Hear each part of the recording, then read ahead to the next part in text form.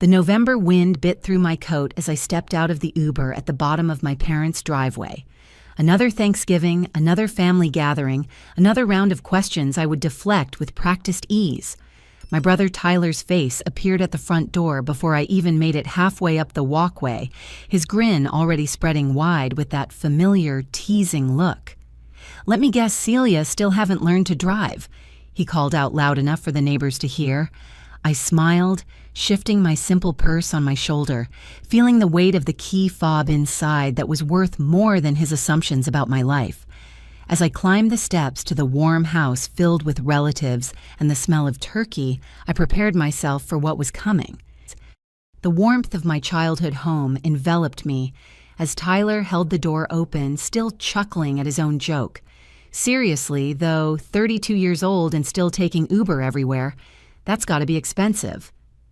I shrugged off my coat, a simple black wool piece I'd owned for years, and handed it to him without responding to the bait. The house buzzed with familiar voices drifting from the dining room. My mother, Eleanor, appeared from the kitchen floor, dusting her apron, relief flooding her face.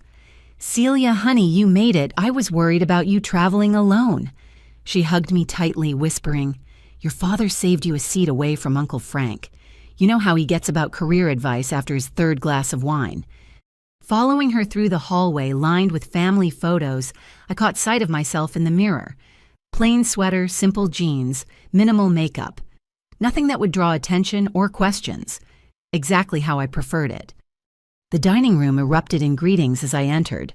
My successful cousin Madison looked up from her phone, her perfectly manicured nails pausing mid-scroll. "Celia still doing that freelance writing thing." She said freelance, like it was a temporary affliction, something one recovered from eventually. "Still at it." I confirmed, taking my designated seat between my grandmother Betty and my younger sister Ashley, who barely glanced up from her medical journal.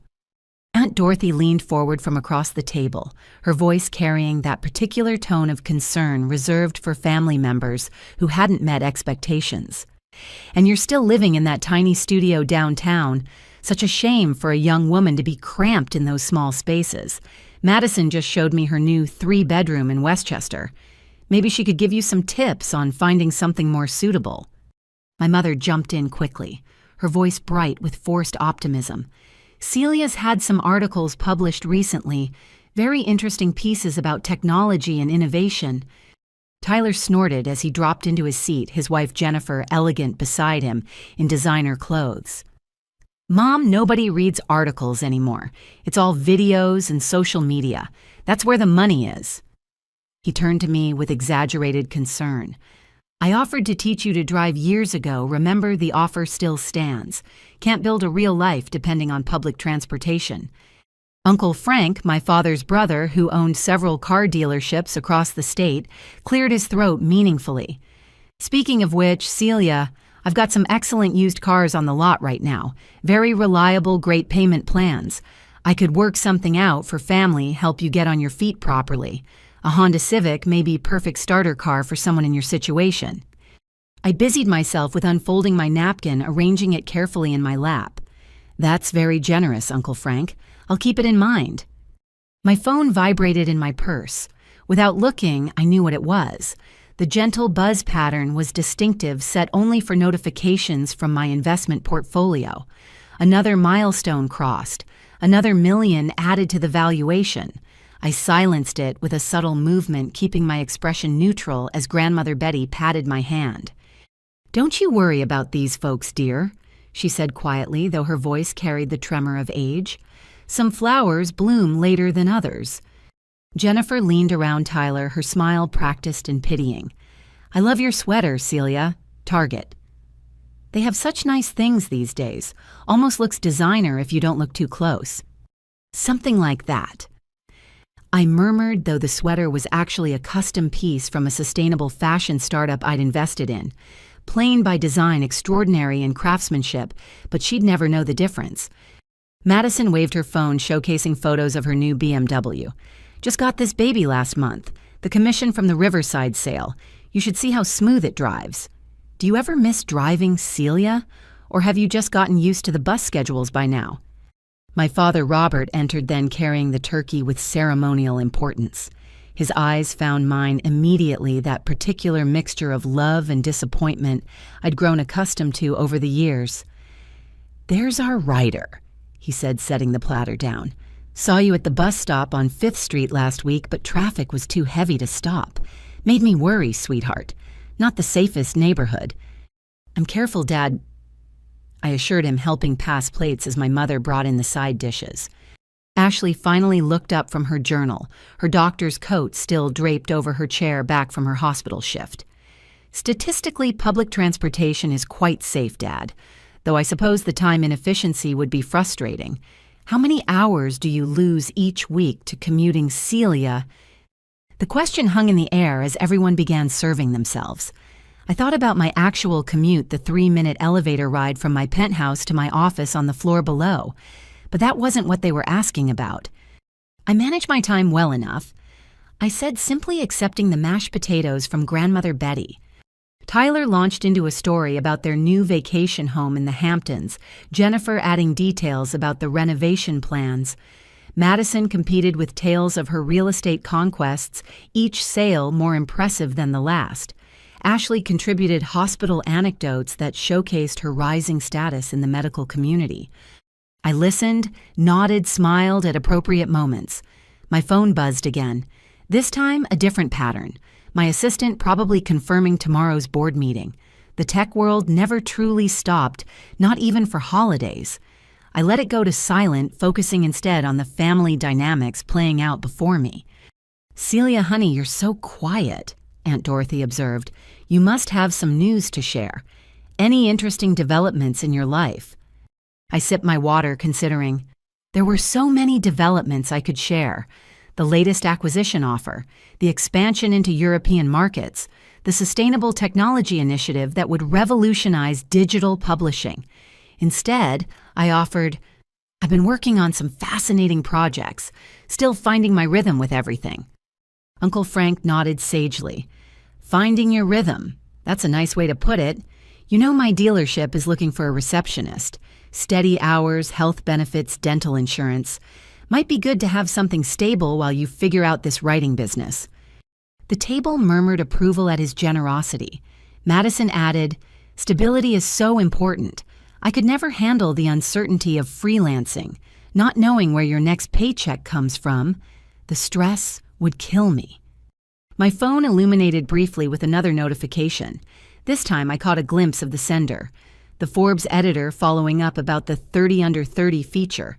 I turned the phone face down, returning my attention to the conversation flowing around me. "Well," I said, reaching for the green beans, "uncertainty has its own rewards sometimes." Tyler laughed, spoken like someone who's never had a car payment. "Trust me, sis. Once you have real responsibilities, you'll understand why the rest of us chose traditional careers." The irony of his statement, considering I'd quietly paid off his student loans last year through an anonymous donation to his loan servicer, was not lost on me, but I simply smiled, letting the assumption stand. As the meal continued, I felt the familiar weight of their concerns, their judgments, their well-meaning but misguided attempts to fix what they perceived as my broken life. And in my purse, my phone continued its silent celebrations, each notification, another reminder of the gap between their perception and my reality. The conversation flowed on, and I let it wash over me like a familiar tide, knowing that soon enough the truth would surface.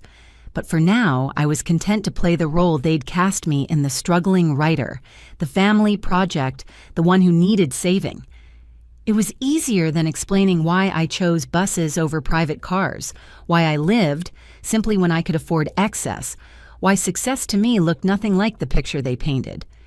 Grandmother Betty squeezed my hand again under the table, and I squeezed back. Maybe she knew. Maybe she just loved me regardless. Either way, her quiet support was worth more than all the BMW photos and vacation home stories combined. The turkey was delicious, the stuffing perfect, and the company exactly as expected. My family in all their flawed, judgmental, loving glory. They thought they knew my story, but they'd only read the cover. The real chapters were yet to come. The main course gave way to comfortable chatter as everyone settled into their seats, more fully wine glasses refilled and guards lowering with each sip. Madison, now on her second glass of Pinot Noir, shifted the conversation with the precision of someone accustomed to controlling negotiations. "So Celia," she began, her voice carrying that false sweetness I remembered from childhood when she'd convinced me to trade my Halloween candy for her better pieces. "I've been meaning to ask about your transportation situation. I mean, public buses.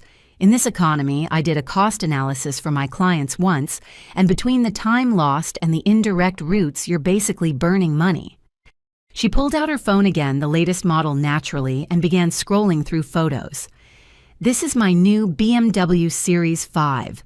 The leather seats are heated and cooled. Massage function too. Sometimes I just sit in the garage and relax after a long day of showings." She held the phone up for everyone to admire, ensuring I had a clear view. "The monthly payment is probably less than what you spend on ride shares and bus passes combined." Jennifer nodded enthusiastically, her diamond earrings catching the light. "Oh, I know exactly what you mean about the car being a sanctuary. Our Tesla has this amazing sound system. Tyler, show them that video of the butterfly doors opening." Tyler obliged, producing his phone with practiced ease. "Check this out, Celia, 0 to 60 in 3 seconds. Not that you'd know what that feels like." His laughter had an edge to it, the same tone from when we were kids, and he'd exclude me from games because I was too slow. My father, who had been unusually quiet, finally set down his fork. His expression carried that particular brand of paternal concern that made my chest tighten. "Celia, I need to be honest with you. Your mother and I worry. Just last month, Mrs. Henderson from church mentioned she saw you waiting at the bus stop in the rain. No umbrella, just standing there getting soaked. It broke my heart, sweetheart." I remembered that day. I'd been on a conference call with Tokyo and hadn't wanted to interrupt it by getting into my car where the Bluetooth would have taken over. The rain had been refreshing after 12 hours of negotiations. "I don't mind the rain, Dad," I said gently. "But you should mind," Ashley interjected, her doctor voice emerging. "Do you know how many respiratory infections are caused by prolonged exposure to cold and wet conditions and the bacteria on public transportation?" She shuddered delicately. "I've seen the lab results from bus seat swabs. It's basically a petri dish on wheels." She reached into her purse an elegant Chanel piece that probably cost more than most people's rent and produced a business card. "This is my friend, Dr. Patricia Reeves. She's a life coach who specializes in helping people get unstuck. She worked wonders for my colleague who was struggling to launch." The card slid across the table toward me with surgical precision. "A life coach." I picked up the card, studying it to avoid meeting anyone's eyes. "That's thoughtful, Ashley." "It's more than thoughtful, it's necessary," she pressed on. "You're 32, Celia. By your age, I had my medical degree, my residency lined up, and a clear 5-year plan. Where's your 5-year plan?" Tyler jumped back in, warming to the theme. "She's right. I mean, look around this table. Everyone here has made something of themselves. Real careers, real assets. Even Jennifer's younger sister just bought her first rental property, and she's only 25. Jennifer nodded sagely. "It's all about mindset, really. Have you read Rich Dad, Poor Dad Changed My Life? I could lend you my copy. It's highlighted and everything." Uncle Frank had been cutting his turkey with methodical precision, but now he looked up, his expression serious. "You know, Celia, I've been in business 40 years. Started with 1 used car lot, now I have 7 dealerships. You know what the difference was between me and the guys who failed transportation? Couldn't make the early morning auctions without a reliable car. Couldn't meet clients across town. Your vehicle is your first business asset." He pointed his fork at me for emphasis. "That receptionist position I mentioned, I'm serious about it. $22 an hour to start full benefits package. Marcy's retiring after Christmas. You could start fresh in the new year, get yourself a decent car with the employee discount. Nothing fancy, just reliable. Build from there." Madison snorted softly. 22 an hour, I make that in 6 minutes on a good commission. But I suppose for someone in Celia's position, it would be a step up from whatever freelance writing pays. What does freelance writing pay, by the way? The table turned to look at me expectantly. I took a careful bite of stuffing, chewing slowly while I formulated a response. The truth was, I hadn't actually looked at my personal compensation in months. When your company operates in the millions, individual paychecks become almost quaint. It varies, I said finally. Project-based work fluctuates. Fluctuates, Robert repeated, his voice heavy. That's what worries me. No stability, no security. What happens when you're sick? Who pays for your insurance? What about retirement? I have insurance, Dad. I assured him not mentioning it was a platinum executive plan that covered everything from basic checkups to experimental treatments at Mayo Clinic. Ashley leaned forward, her expression serious. But do you have a 401k employer matching stock options? These things matter, Celia. Compound interest is the eighth wonder of the world. Tyler laughed outright. Stock options. In freelance writing, come on, Ashley. Next you'll be asking if she has a company car and a corner office. The irony was sharp enough to cut. I did have a corner office, top floor, 360-degree views of the city. The company car situation was more complicated given that I owned the company and could technically claim any vehicle in our fleet. I manage, I said simply. Managing isn't thriving, Madison countered. She pulled up something on her phone again, this time what looked like Zillow. I ran a search on studios in your area. The average rent is insane for such tiny spaces. Have you thought about relocating? I have connections in the suburbs. Much more affordable, better quality of life. You could probably even afford a parking spot for when you eventually get a car. Jennifer had been whispering with Tyler, and now she spoke up. We've been discussing it, and we want to make an offer. Our guest suite is just sitting empty. You could stay with us for a few months, save up money, get your life together. It has its own entrance, so you'd have privacy. The offer hung in the air like a challenge. Around the table, faces showed various degrees of approval for this generous solution to the problem of me. That's incredibly kind, I began, but Tyler interrupted. It's not about kindness, it's about family helping family. You've been struggling alone for too long, Celia. Time to swallow your pride and accept help. Grandmother Betty had been silent throughout this interrogation, but now she spoke softly. Pride isn't always a bad thing. Sometimes it's all a person has. With all due respect, Grandma. Madison said, her tone suggesting very little respect. Indeed, pride doesn't pay bills or buy cars or secure futures.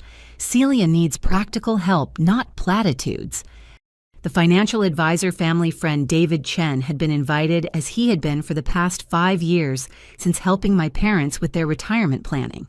He'd been silent throughout dinner, but I noticed him glancing at me periodically with an expression I couldn't quite read. My phone buzzed again, this time with a pattern I recognized as urgent. 3 short pulses. My CFO only used that code for major developments. I ignored it, focusing on the concerned faces around me. I appreciate everyone's concern, I said carefully. Really, I do, but I'm doing fine. Fine. Robert's voice cracked slightly. Sweetheart, fine is what people say when they're drowning, but too proud to ask for a life preserver. Your mother cries sometimes, wondering where we went wrong, why you're struggling when we gave you every opportunity. Eleanor shot him a look but didn't deny it. The guilt was a familiar weight, one I'd carried since choosing to hide my success rather than share it. You didn't go wrong, I said softly. I'm just on a different path. A path to nowhere, Tyler muttered, but loud enough for everyone to hear. Look, I'm going to say what everyone's thinking. You're the oldest child. You're supposed to set an example. Instead, Ashley and I have to make excuses for you. Do you know how embarrassing it is when our friends ask about our freelance writer sister who takes the bus everywhere? The word embarrassing hit harder than I expected, not because it was true, but because it revealed so clearly how he saw me, how they all saw me, the family failure, the cautionary tale, the one who couldn't quite launch. David Chen cleared his throat softly. If I may, he began, but I caught his eye and shook my head minutely. He subsided, but his expression remained thoughtful. "I think," Grandmother Betty said into the silence, "that we should remember what Thanksgiving is actually about. Being grateful for family, regardless of their circumstances." "Of course we're grateful," Dorothy said quickly. "That's why we're trying to help. What kind of family would we be if we just watched Celia struggle without offering solutions?" The solutions continued to pour forth. Ashley pulled up public transportation crime statistics on her tablet. Madison calculated the opportunity cost of time spent on buses versus driving. Uncle Frank sketched out a 5-year plan on a napkin that started with the receptionist job and ended with me potentially managing one of his smaller dealerships. Through it all, my phone continued its silent notifications. Each buzz another reminder of the strange double life I was living. In one reality, I was a failure who couldn't afford a car. In another, I was debating whether to accept a 9-figure acquisition offer. The contrast was dizzying, but I'd chosen this path. Chosen to see whether my family's love was conditional on success. Chosen to protect relationships from the corruption of money. Chosen to be valued for who I was rather than what I owned. As the dinner plates were cleared and dessert was prepared, I excused myself to use the bathroom. In the quiet of the powder room, I finally checked my phone. 17 missed calls, 43 text messages. The Forbes article had gone live early. My anonymity was about to expire. I looked at myself in the mirror, seeing what they saw. Plain clothes, simple styling, nothing to indicate the truth. But behind my eyes, I could see the exhaustion of maintaining this charade, the weight of their disappointment, the pain of their pity. Soon, I told my reflection. Soon they would know. But not yet. There were more acts to play in this family drama, more assumptions to endure, more offers of salvation to deflect. I returned to the dining room to find them still discussing my situation, plans forming interventions, organizing. The night was far from over, and neither was their determination to save me from a life they couldn't understand I'd chosen. The irony was perfect and perfectly painful. They thought they were rescuing me from failure. In reality, I was trying to rescue us all from the poison of success. The migration from dining room to living room happened gradually, people carrying coffee cups and dessert plates settling into the familiar furniture of my childhood. The room hadn't changed much over the years. Same brown leather couches, same family photos covering the walls, same upright piano in the corner that nobody played anymore. I found myself strategically placed in the center of the main couch, flanked by Ashley on one side and Madison on the other. It felt less like casual after-dinner relaxation and more like a carefully orchestrated intervention. The rest of the family arranged themselves in a semicircle, their faces showing varying degrees of concern and determination. Uncle Frank kicked things off, setting down his coffee with the authority of someone used to closing deals. "All right, Celia, let's talk seriously here. This receptionist position, it's not charity. Marcy's been with me 23 years. She started exactly where you'd be starting, and now she's got a house, 2 kids through college retirement fund that'll let her travel the world. That could be you." He pulled out his phone, scrolling through something before showing me the screen. "This is the benefits package. Health, dental, vision, life insurance, disability coverage. After 90 days, you're eligible for the 401k match. I match up to 6%. Do you know how many people would kill for these benefits?" "Frank's being modest," Aunt Dorothy chimed in. "He's the best employer in the county. Janie's daughter started there last year, and she's already been promoted twice. Of course, she had a car from day one, made it easier to take on additional responsibilities." Tyler had pulled out his laptop, balancing it on his knees with practiced ease. "I've been thinking about this all through dinner. Your problem is branding Celia. Nobody takes freelance writers seriously because there's no barrier to entry. Anyone can call themselves a writer. But look at this." He turned the screen toward me, showing what appeared to be a LinkedIn profile. I had Jennifer's cousin redesign my profile last year. Went from maybe 50 views a month to over 1,000. It's all about positioning yourself correctly. I could introduce you to him, maybe barter some services. You write his website copy, he fixes your professional presence. That's actually not a bad idea, Jennifer added, perching on the arm of Tyler's chair. Personal branding is everything these days, though honestly, Celia, you might want to consider pivoting entirely. Writing is so oversaturated. Everyone thinks they can write because they post on social media. Madison nodded enthusiastically. Exactly. That's why I suggested real estate. The barrier to entry is low, just a licensing exam, but the earning potential is unlimited. I cleared $250,000 last year, and I'm only getting started. You're personable enough, Celia. With some polish, you could do well. She pulled out a folder she'd apparently brought specifically for this purpose. I took the liberty of printing out the pre-licensing course information. It's only 75 hours of study, then the exam. I could mentor you, show you the ropes. We could even do some open houses together until you build your confidence. Ashley had been furiously typing on her phone, and now she looked up with triumph. I just texted Patricia, the life coach. She has an opening Monday afternoon. I'll cover the first session, call it an early Christmas present. She specializes in late bloomers, people who need help finding their direction. Late bloomer, I repeated, tasting the phrase.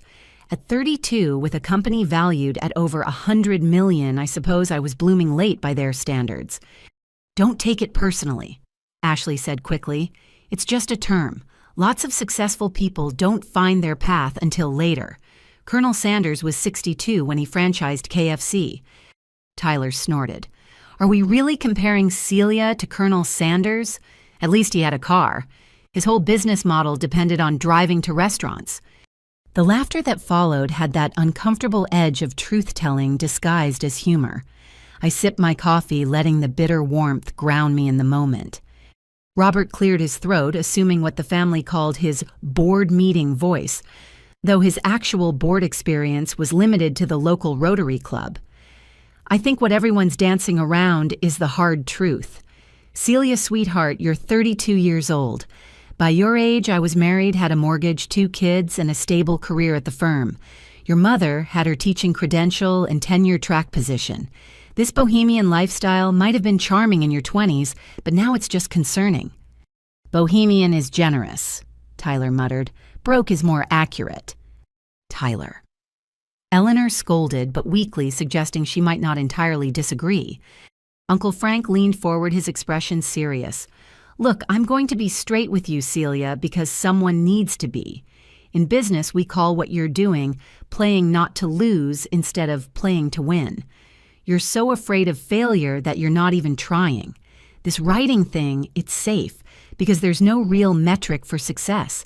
No boss to disappoint, no quotas to miss, no performance reviews. But that also means no growth, no advancement, no future. He's right, Madison added, her voice taking on the tone she probably used with difficult sellers. I see it all the time in real estate. People get comfortable in their rentals, afraid to take the leap into ownership.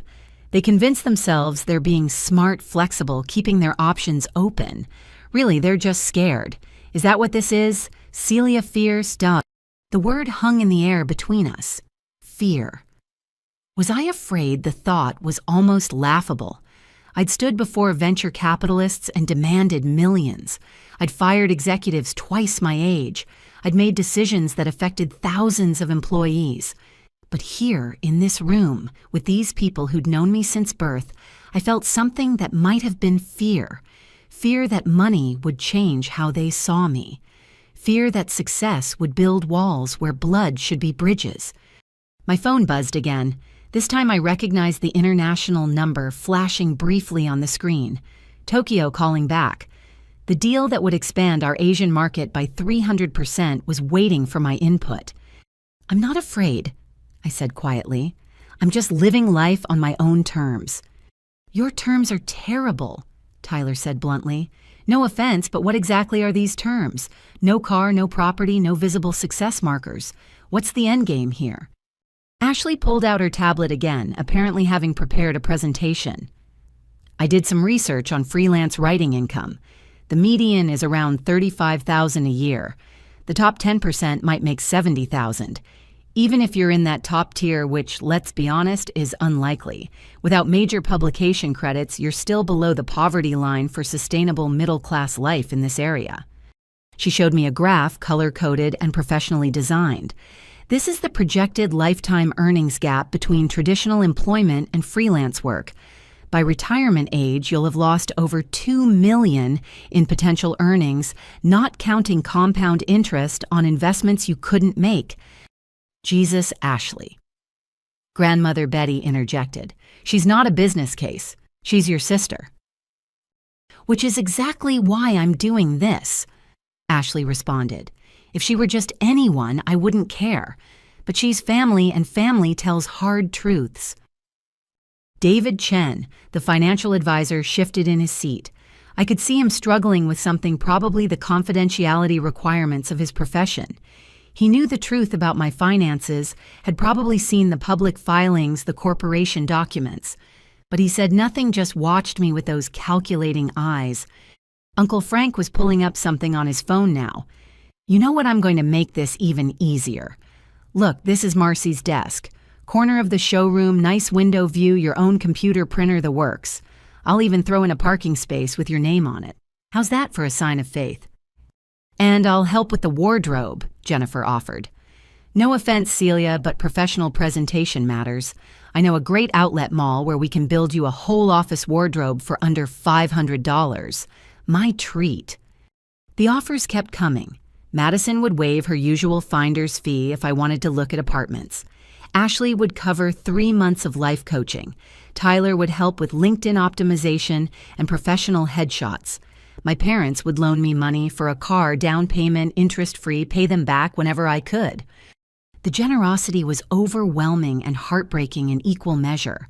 They were offering everything they thought I needed, not knowing I could buy everything they were offering 1,000 times over. This is a lot to process, I said carefully. That's the problem, Tyler exploded. You always need to process, to think, to consider. Successful people act. They see opportunity and grab it. How many opportunities have you let pass while you were processing? If only he knew. The opportunities I'd grabbed created manufactured from nothing. The processing that had turned a dorm room idea into an empire. But he saw only what I showed him, a sister who couldn't even afford a car. Eleanor had been quiet, but now she spoke, her voice trembling slightly. I just want to know where I went wrong. We gave you the same opportunities as Tyler and Ashley. Same schools, same support, same love. Why are you struggling when they're thriving? The pain in her voice was real, and it cut deep. This masquerade wasn't just hiding my success, it was actively hurting the people I loved. But the alternative, revealing everything, now felt like it would shatter something essential about our family dynamic. You didn't go wrong, Mom, I said. People just take different paths. But your path leads nowhere. Robert's board meeting voice cracked, revealing the father underneath. I lie awake at night wondering what happens when we're gone. Who'll take care of you? How will you survive? Uncle Frank nodded grimly. He's got a point. I've seen it too many times. People coast through their 30s thinking they have time. Then suddenly, they're 50 with no savings, no assets, no options. Is that what you want, Celia? The room fell silent, everyone waiting for my response. My phone screen lit up with another notification. This time, I caught a glimpse of the message preview. Congratulations on the Forbes feature, it began. The universe, it seemed, had a sense of timing. I appreciate everyone's concern. I began, but Tyler cut me off. No, you don't. If you appreciated it, you'd do something about it. You'd take the job, get the car, move forward like a normal person. Instead, you sit there with that little smile like you know something we don't like. This is all beneath you. His accusation hit closer to home than he could have known. I did know something they didn't. This was beneath me, not in the arrogant way he meant, but in the literal sense that my actual life operated on a level they couldn't imagine. Madison was pulling up more listings on her phone. Look, here's a 1-bedroom in Fairfield. Reasonable rent, parking included near the train station for when you're still building credit for a car loan. I could show it to you tomorrow. And I can call Patricia right now, Ashley added, phone already in hand. Lock in that Monday appointment before her schedule fills up. The Corolla will be ready for a test drive whenever you want, Uncle Frank confirmed. Silver low mileage, one previous owner. Reliable as sunrise. They were building my new life in real time, each adding pieces to their vision of my salvation. A reception job, a sensible car, a proper apartment, a life coach to guide the transformation. From their perspective, they were throwing me a lifeline. From mine, they were planning a prison. Can I ask you all something? I said suddenly. What if I'm happy? What if this life you see as failure is actually what I want? The silence that followed was deafening. They looked at me as if I'd suggested I enjoyed dental surgery or preferred food poisoning. Happy, Jennifer repeated. Taking buses, living in a studio, no financial security. Nobody's happy with instability, Madison said firmly. They might pretend they or might convince themselves it's freedom or artistic integrity or whatever, but real happiness comes from achievement, from building something from success. Define success, I challenged. Tyler laughed humorlessly. Seriously, look around this room. Success is Ashley saving lives and earning respect. Success is Madison closing deals and building wealth. Success is me and Jennifer planning for our kids' college funds before we even have kids. Success is not being 32 and taking the bus. Grandmother Betty's hand found mine squeezing gently. Success, she said quietly, is different for everyone. With respect, Grandma, Ashley said that's the kind of thinking that enables failure. Success has objective markers: income, assets, professional achievement, social standing. These aren't opinions, they're measurable facts. The room erupted in agreement. Stories poured forth about colleagues who'd thought like me and ended up destitute. Cautionary tales of artistic types who'd prioritized passion over profit and paid the price. Statistics about poverty and retirement. The impossibility of catching up after a certain age. The closing window of opportunity. My phone buzzed one more time. This time, the caller ID showed clearly Forbes magazine. They were probably calling to fact-check something in the article, or maybe to arrange the photo shoot we'd postponed. I declined the call, but not before Tyler noticed. See, you can't even answer your phone. Probably debt collectors, right? Jesus, Celia. How deep are you in... I'm not in debt, I said truthfully. Sure, he said, clearly not believing me. Look, I know a good bankruptcy attorney if it comes to that. No judgment. Sometimes you need to wipe the slate clean and start over. The assumptions were spiraling now, each building on the last, constructing a narrative of failure, so complete that the truth would sound like fantasy in comparison. I was drowning in their good intentions, suffocating under their rescue attempts. I think, I said slowly, that I need some air. Of course you do, Tyler muttered. Classic Celia. Things get real and you need to run away and process. But I wasn't running. I was trying to save them from the truth they claimed to want, because once they knew, everything would change. The concern would turn to calculation. The pity would become petitions. The family dynamic would shift from trying to save me to trying to get something from me. I'd seen it happen to others. Sudden success splitting families like lightning splits trees. I wanted to protect us from that, protect them from themselves, protect the love that, however misguided, was at least pure in its intention. Just think about the offers, Uncle Frank said as I stood. The job is there when you're ready. No pressure, but also no infinite timeline. Opportunities don't wait forever. Neither does life, Ashley added. 32 becomes 42 becomes 52 faster than you think. Don't waste your potential, Celia. We all know you're capable of more than this. If only they knew how much more, but that revelation would come soon enough. For now, I needed a moment to breathe, to prepare for the next act in this family drama. I'll be right back. I promised, heading for the door. Behind me, I could hear them continuing to plan my salvation, each idea more elaborate than the last. The love was real, even if the premises were false, and somehow that made it all so much harder. I never made it to the door. Tyler's voice stopped me before I could reach the hallway, his tone shifting from frustrated to something darker. "You know what? Sit back down, Celia. We're not done here." He was already pulling out his phone again, his fingers moving across the screen with purpose. "Since you think bus life is so great, let me show you something." Reluctantly, I returned to my spot on the couch. The family leaned in, sensing fresh ammunition for their intervention. Tyler's expression had taken on the look of a prosecutor presenting damning evidence. "Here," he said, showing his phone screen to the room. "Local news last Tuesday. Woman robbed at downtown bus stop in broad daylight. That's your bus stop, isn't it? Celia 5th and Main." I recognized the location, though I hadn't heard about the incident. Then again, I'd been in Singapore last Tuesday finalizing our Southeast Asian expansion. "Crime happens everywhere," I said evenly. "Oh, it gets better."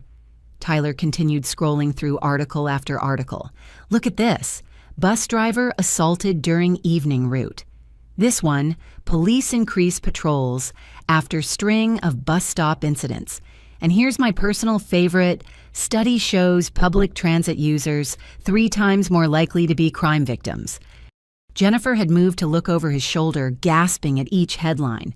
"Oh my God, Tyler, look at this one. Woman followed home from bus stop. That could be Celia."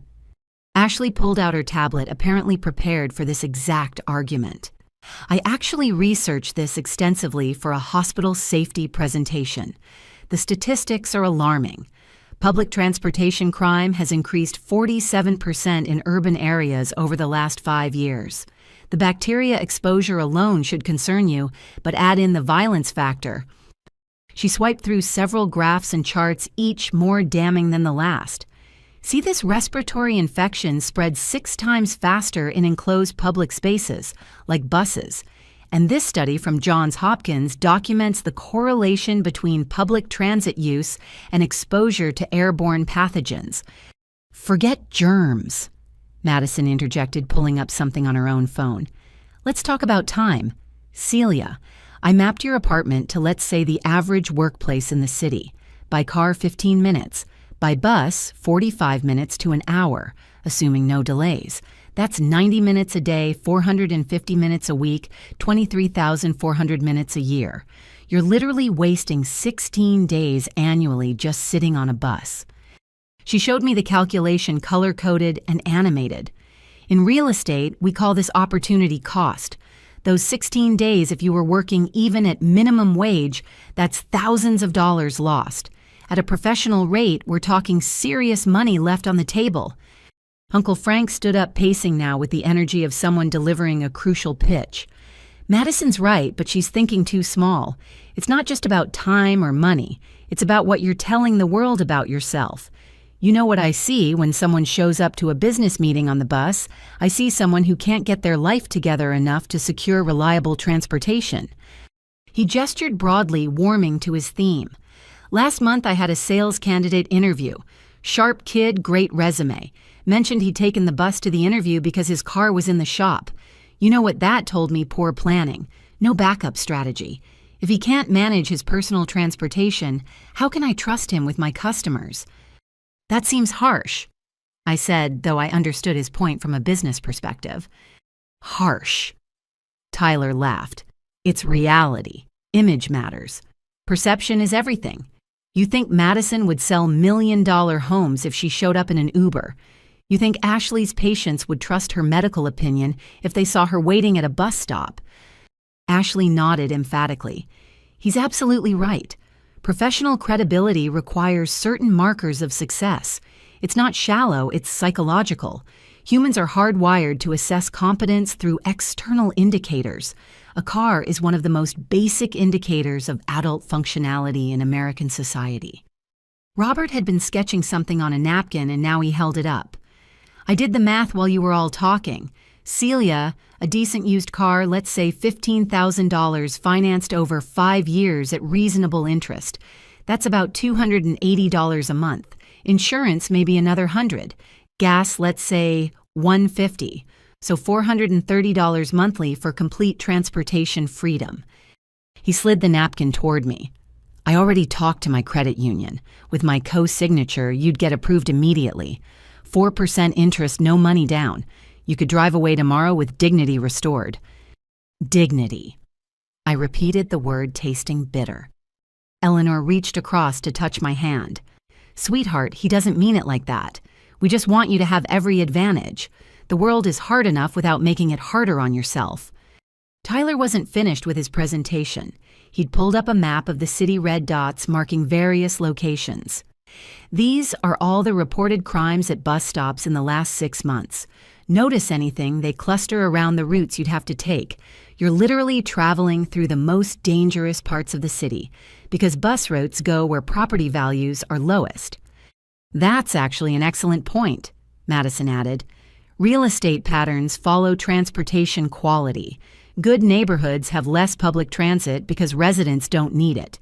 By relying on buses, you're forced to travel through areas you'd never choose to live in. Jennifer had been whispering with Dorothy, and now they both spoke up. We were just saying, Jennifer began, how this affects dating too. Celia, how do you even meet someone decent without a car? You can't offer to pick them up, can't meet somewhere spontaneous, can't take weekend trips. You're basically advertising that you're not relationship material. That's a bit extreme, Grandmother Betty protested, but even she looked troubled. Is it, though? Ashley pulled up what appeared to be a dating study.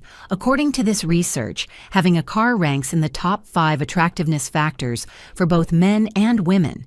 It signals stability, independence, and future planning ability. By not having a car at 32, you're essentially removing yourself from the viable dating pool. The assault continued from all angles. Uncle Frank shared horror stories from customers who'd been stranded by bus breakdowns. Tyler calculated the dating radius possible with public transit versus personal vehicles. Madison showed listings for apartments with attached garages, emphasizing how real adults lived. Ashley presented medical cases she'd treated that were directly related to public transit incidents. Through it all, my phone continued its silent symphony of notifications. The Tokyo deal, the Forbes article, the board meeting tomorrow, an entire secret life pulsing beneath the surface of this intervention. Here's what really gets me, Tyler said, his voice taking on a new edge of frustration. You're smart, Celia. You graduated summa cum laude. You had every opportunity we did. So this bus thing, this whole lifestyle, it has to be a choice. And I cannot for the life of me understand why anyone would choose this. Maybe because choices aren't always about optimization, I suggested. Maybe some people value different things. Like what? Madison demanded. What possible value is there in wasting time, risking safety, and limiting opportunities? I thought about my actual reasons, the environmental impact of single-passenger vehicles, the community connections formed on public transit, the thinking time during commutes, the human stories I gathered that informed my business decisions. But none of these would make sense to them in this context. I've met incredible people on buses, I offered, heard stories that changed my perspective, had time to think without the stress of driving. Tyler rolled his eyes so hard I worried they might strain something. Great. You've had nice chats with strangers while successful people drove past you to actual destinations. Very poetic, very impractical. David Chen, who'd been silent through most of this, finally spoke. Perhaps we're approaching this from the wrong angle. Celia, what would it take for you to consider getting a car? What concerns do you have that we could address? It was a lifeline, and I recognized it as such. He was trying to give me an out, a way to gracefully accept help without losing face. But I couldn't take it, not yet. The truth was too close to the surface now, threatening to spill over with every vibration of my phone. I appreciate everyone's concern, I began, but Tyler slammed his hand on the coffee table. Stop appreciating and start acting. Do you know how frustrating it is to watch you waste your life? Do you know how it reflects on all of us? I'm tired of making excuses for why my older sister is a failure. The word hung in the air like a physical blow. Failure. Is that what I represented to him? Years of carefully managed appearances, of deliberate simplicity, of choosing connection over exhibition, reduced to a single ugly word. "Tyler," Eleanor gasped, "apologize right now." "No," he said firmly. "I'm done enabling this. Someone needs to say what we're all thinking. Celia is a failure. She's 32 years old, takes the bus everywhere, lives in a tiny apartment, and has no visible means of success. If that's not failure, what is?" Ashley placed a hand on my shoulder, but her words supported Tyler. "He's expressing it harshly, but the sentiment isn't wrong. By every objective measure, you're not thriving. We're trying to help because we love you, but love sometimes means hard truths." The room erupted in a mixture of agreement and protest. Uncle Frank sided with Tyler about tough love. Dorothy worried about my feelings, but agreed action was needed. Robert struggled between defending his daughter and acknowledging the facts as presented. Eleanor cried quietly, which made everyone uncomfortable. Through it all, my phone kept buzzing. The outside world, my real world, demanding attention I couldn't give. I thought about the employees depending on my decisions, the innovations waiting for approval, the deals hanging in the balance. All of it seemed surreal compared to this moment this family convinced I needed saving from a life they couldn't understand I'd chosen. "You know what?" I said, suddenly standing up. "You're right, all of you. By your measurements, I am failing. I don't have a car, I don't have a mansion, I don't display success in ways you recognize. And maybe that makes me a failure in your eyes." "Celia."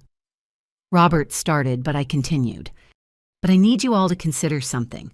What if your measurements are wrong? What if success isn't about cars and square footage? What if it's about something else entirely? Like what Tyler challenged, enlighten us. What's your grand philosophy that justifies wasting your potential?" I looked around the room at these people I loved, who loved me, who were so convinced they knew what was best for me. In a few hours, maybe less, the Forbes article would be public. The truth would out itself. But for now, in this moment, they needed to understand something fundamental. Success, I said slowly, is about being able to look at yourself in the mirror without flinching.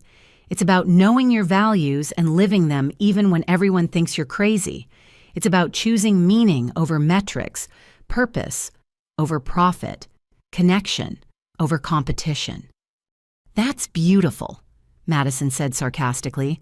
"Very inspirational. Should we needlepoint it on a pillow? Meanwhile, back in reality, you still need transportation." The doorbell rang suddenly, sharp and unexpected. Everyone froze, looking at each other in confusion. We weren't expecting anyone else. "I'll get it," Eleanor said, dabbing at her eyes as she headed for the door. Through the window, I caught a glimpse of something that made my heart skip. A familiar silhouette in the driveway, elegant and unmistakable. The early delivery I'd hoped to avoid.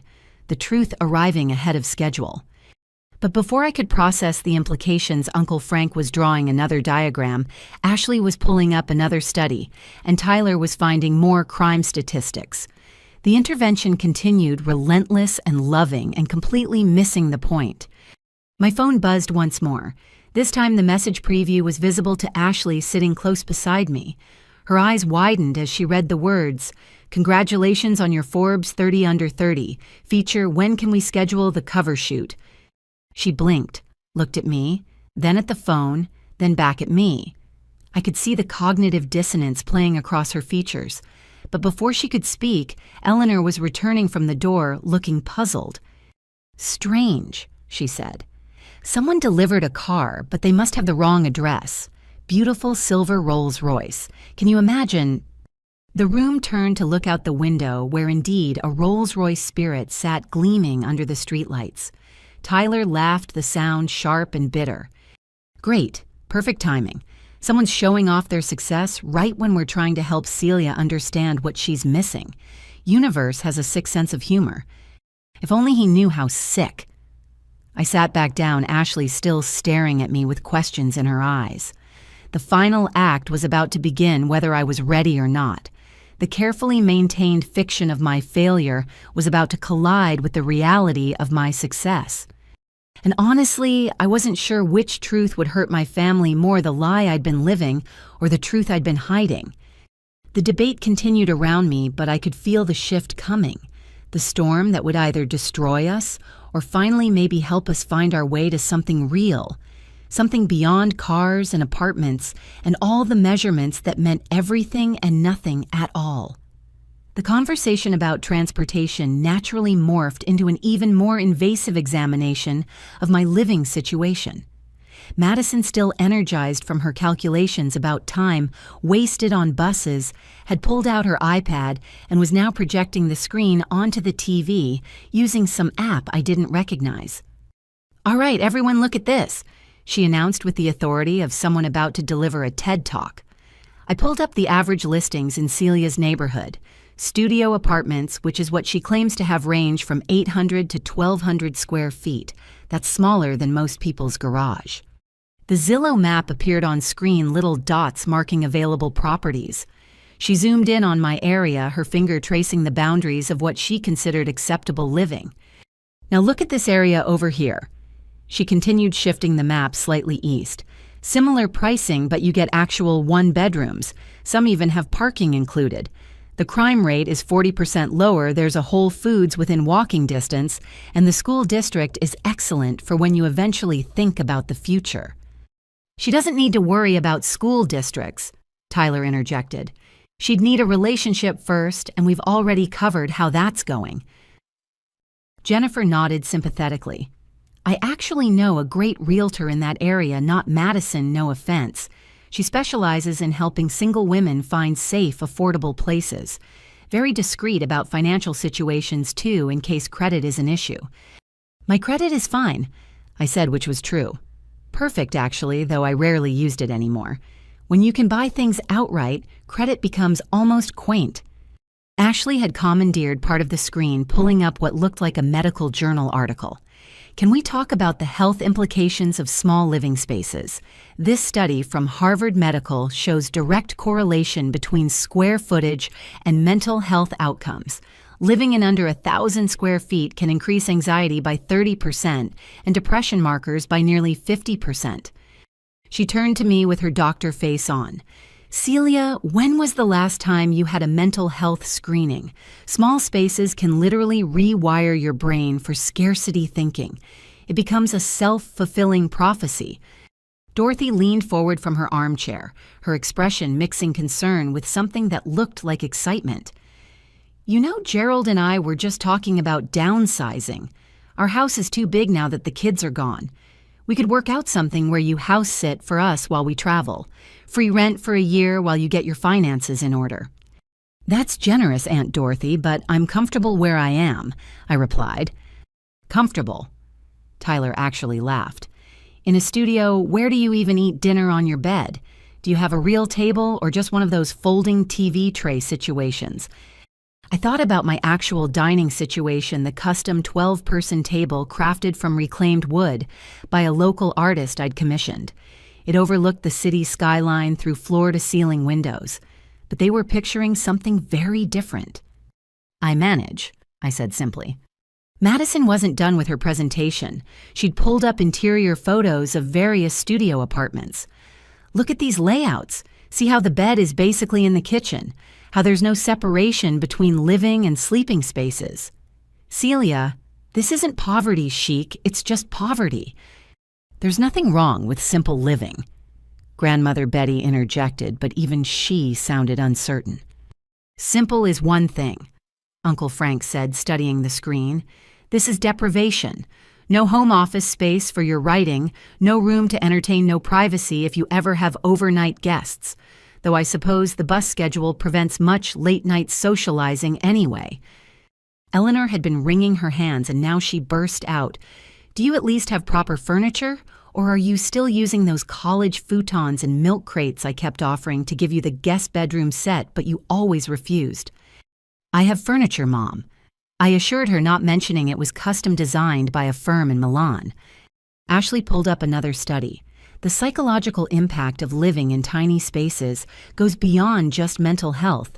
It affects productivity, creativity, even immune function. Your cortisol levels are probably through the roof. When was your last physical, I'm healthy?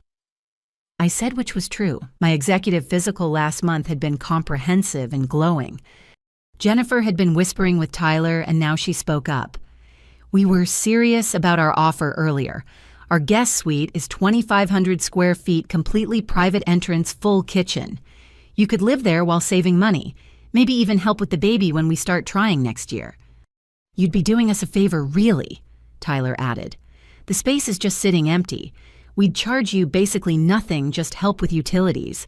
You could save up for a real place instead of throwing money away on rent. Robert cleared his throat, assuming his financial advisor voice. Let's talk numbers for a moment.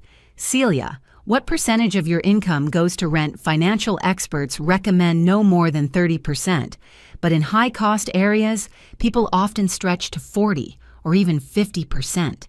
If you're paying more than that for a studio, you're literally working just to have a roof over your head. I considered how to answer. The truth was I owned the building. My rent was a technical transfer between two of my companies for tax purposes, but explaining that would unravel everything. It's within reasonable bounds, I said carefully. Reasonable. Madison pulled up a rent calculator. Let's see. Average studio in your area is $1,800 a month. If that's 30% of your income, you're making $72,000 a year. Are you making $72,000 a year from freelance writing? Celia? The interrogation had taken on the quality of a financial audit.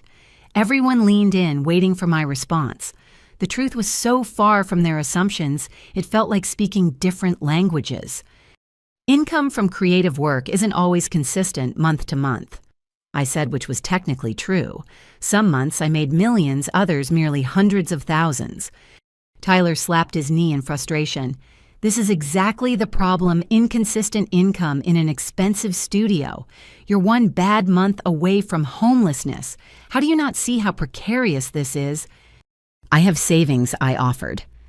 How much? Ashley demanded. 3 months of expenses. 6 months. The recommended emergency fund for freelancers is 12 months minimum. Do you have $22,000 sitting in savings? I thought about my actual savings spread across various accounts and investments. $22,000 was what I earned in interest in roughly 4 hours, but nodding would require explaining how, so I remained silent. Your silence speaks volumes, Uncle Frank said grimly. No car, tiny apartment, no savings buffer. Celia, this isn't independence, it's a house of cards waiting for the slightest breeze. Madison had moved on to mortgage calculators. With your income, assuming you could even document it properly for a lender, you'd qualify for maybe a $150,000 property. That's a condo at best and not in a good area. But even that would be better than throwing money away on rent. Rent isn't throwing money away, I said. It's paying for flexibility and freedom from maintenance. Spoken like someone who's never built equity, Tyler responded. Jennifer and I have gained $60,000 in home value in just 2 years. That's $60,000 we can leverage for investments, improvements, our kids' education. What have you gained from 2 years of rent? Flexibility to run a company without being tied to one location. Freedom to travel internationally at a moment's notice. Time saved from maintenance that I could dedicate to strategic planning. But these weren't answers they'd understand in this context. Dorothy had pulled out her phone and was showing Eleanor photos. Look, this is my cousin's daughter. Started out just like Celia, tiny apartment, artistic ambitions. You know where she's living now? Her car. Lost the apartment 3 months ago, too proud to ask for help until it was too late. The cautionary tale hung heavy in the air. Everyone looked at me as if I might be 3 months from vehicular homelessness myself. I'm not going to end up living in a car, I said firmly, especially since I don't have one. The attempted joke fell flat. If anything, it seemed to deepen their concern. This isn't funny, Celia, Robert said sternly. Your mother and I already discussed this. We're prepared to pay your security deposit and first month's rent on a proper apartment. Something with a bedroom door, at least. You're our daughter. We won't let you struggle like this. And I'll waive all my fees, Madison added quickly. Full service, no commission. I'll negotiate the lease handle, the paperwork, even help you move. Family discount, which means free. The offers multiplied. Ashley would pay for a moving service. Jennifer would help decorate on a budget. Uncle Frank knew a guy who could get furniture wholesale. Dorothy had extra kitchenware from her downsizing. Everyone had a solution for my perceived destitution. My phone lit up with another notification. This time, the preview showed an image architectural renderings of some kind. My penthouse renovation was complete, the designer sending final photos. $20 million of custom luxury, and my family was offering me their old kitchenware. Here's what I don't understand, Tyler said, leaning back with his arms crossed. You had every advantage. Same parents, same schools, same opportunities. Ashley channeled her drive into medicine. I built a career in finance. But you're living like a college student a decade after graduation. Where's your pride? Tyler. Eleanor protested, but he held up a hand. No, Mom, this needs to be said. Pride matters. Self-respect matters. How can Celia respect herself living in a box, depending on strangers for transportation, scraping by on a regular income? This isn't bohemian, it's embarrassing. You're embarrassed by me, I said. It wasn't a question. He met my eyes directly. Yes, I am. When my colleagues ask about my family, I talk about Ashley the doctor. When they ask about you, I change the subject. Because what am I supposed to say? My older sister is a failed writer who can't afford a car. It's humiliating. The honesty was brutal, but not surprising. I'd suspected as much from the way he'd started excluding me from his professional social media posts, the way Jennifer always looked slightly uncomfortable when introducing me to her friends. Success isn't just about personal satisfaction. Madison added, her voice gentler than Tyler's, but no less firm. It's about contributing to society, building something, leaving a mark. What mark are you leaving from a studio apartment? I thought about the thousands of jobs my company created, the innovation we'd brought to digital publishing, the scholarships we'd funded, the technology we'd democratized. My mark was everywhere, just invisible to them. Not everyone measures impact by square footage, I said. Then how do you measure it? Ashley challenged. Publications, income, social influence. Give us something, Celia. Show us one metric by which you're succeeding. The room waited. Even Grandmother Betty looked expectant now. They wanted proof of value, evidence of worth, something tangible they could point to and say, see, she's not a failure after all. My phone buzzed again. The Forbes editor persistent as ever. The cover shoot they wanted would make everything public. My face on newsstands, my story in print, my success undeniable. But not yet. Not like this. I measure it by integrity, I said finally. By staying true to my values even when it costs me. By choosing purpose over profit. By refusing to let money define my worth or my relationships. That's beautiful philosophy, Uncle Frank said dryly. But philosophy doesn't pay rent or buy food or build a future. At some point, idealism has to meet reality. And the reality, Robert added heavily, is that you're 32 living in substandard housing with no clear path forward. Your idealism is starting to look like delusion. The assessment stung because I could see it from their perspective. Every choice I'd made to hide my success looked like failure from the outside. Every decision to live simply appeared as inability to live well. The fiction I'd created had become their truth, and now that truth was suffocating me. We should show her the Pinterest board, Jennifer said suddenly. Tyler and I created it for the guest suite, how we could set it up for you. It's really lovely, Celia. Soft colors, lots of light, actual space to breathe. They pulled it up on someone's phone, passing it around like evidence in a trial. The theoretical space they'd created for theoretical me, the failed sister who needed saving. It was sweet and horrible, and so far from my reality, I wanted to laugh or cry or both. That's thoughtful, I managed. It's more than thoughtful, Eleanor said firmly. It's necessary. I won't sleep properly until I know you're living somewhere safe and decent. This studio situation has gone on long enough. The family mobilized with renewed purpose. Madison started searching for available units in appropriate neighborhoods. Ashley researched moving companies with good reviews. Uncle Frank calculated how much I could save monthly in a cheaper area to put toward a car. The theoretical renovation of my life continued at breakneck pace. My phone screen lit up one more time. This notification made my breath catch. It wasn't Forbes or Tokyo or architectural photos. It was my building's concierge, a simple message. Miss Celia, your vehicle has been delivered as requested. Shall we bring it to your private garage? I stared at the words, reality and fiction colliding in real time. Somewhere outside, a Rolls-Royce worth more than most houses sat waiting. Inside, my family planned my move to a guest bedroom out of charity. The distance between these two realities had never felt wider or more impossible to bridge. But the bridge was coming whether I wanted it or not. The truth had its own momentum, now rolling toward revelation, like a luxury car toward a modest family home. Celia. Ashley's voice broke through my thoughts. You okay? You look pale. Is this too overwhelming? I know we're throwing a lot at you, but it comes from love. Love. Yes, it did. Misguided assumption. Filled, controlling love. But love nonetheless. And soon I'd have to test whether that love could survive the truth about who I really was and what I'd really built. I'm fine, I said, though fine was the last thing I felt. Just taking it all in. Good, Tyler said with satisfaction. Maybe you're finally ready to stop playing pretend and start living like an adult.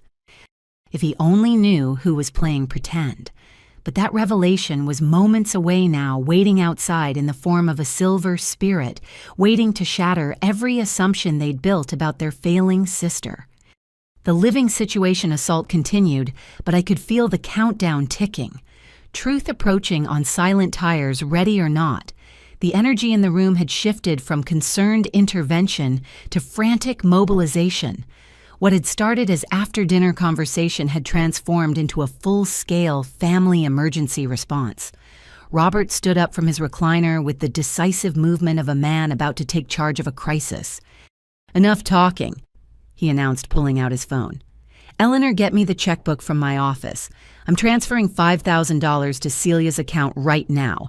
No arguments, no negotiations. This ends tonight. Dad, that's not necessary.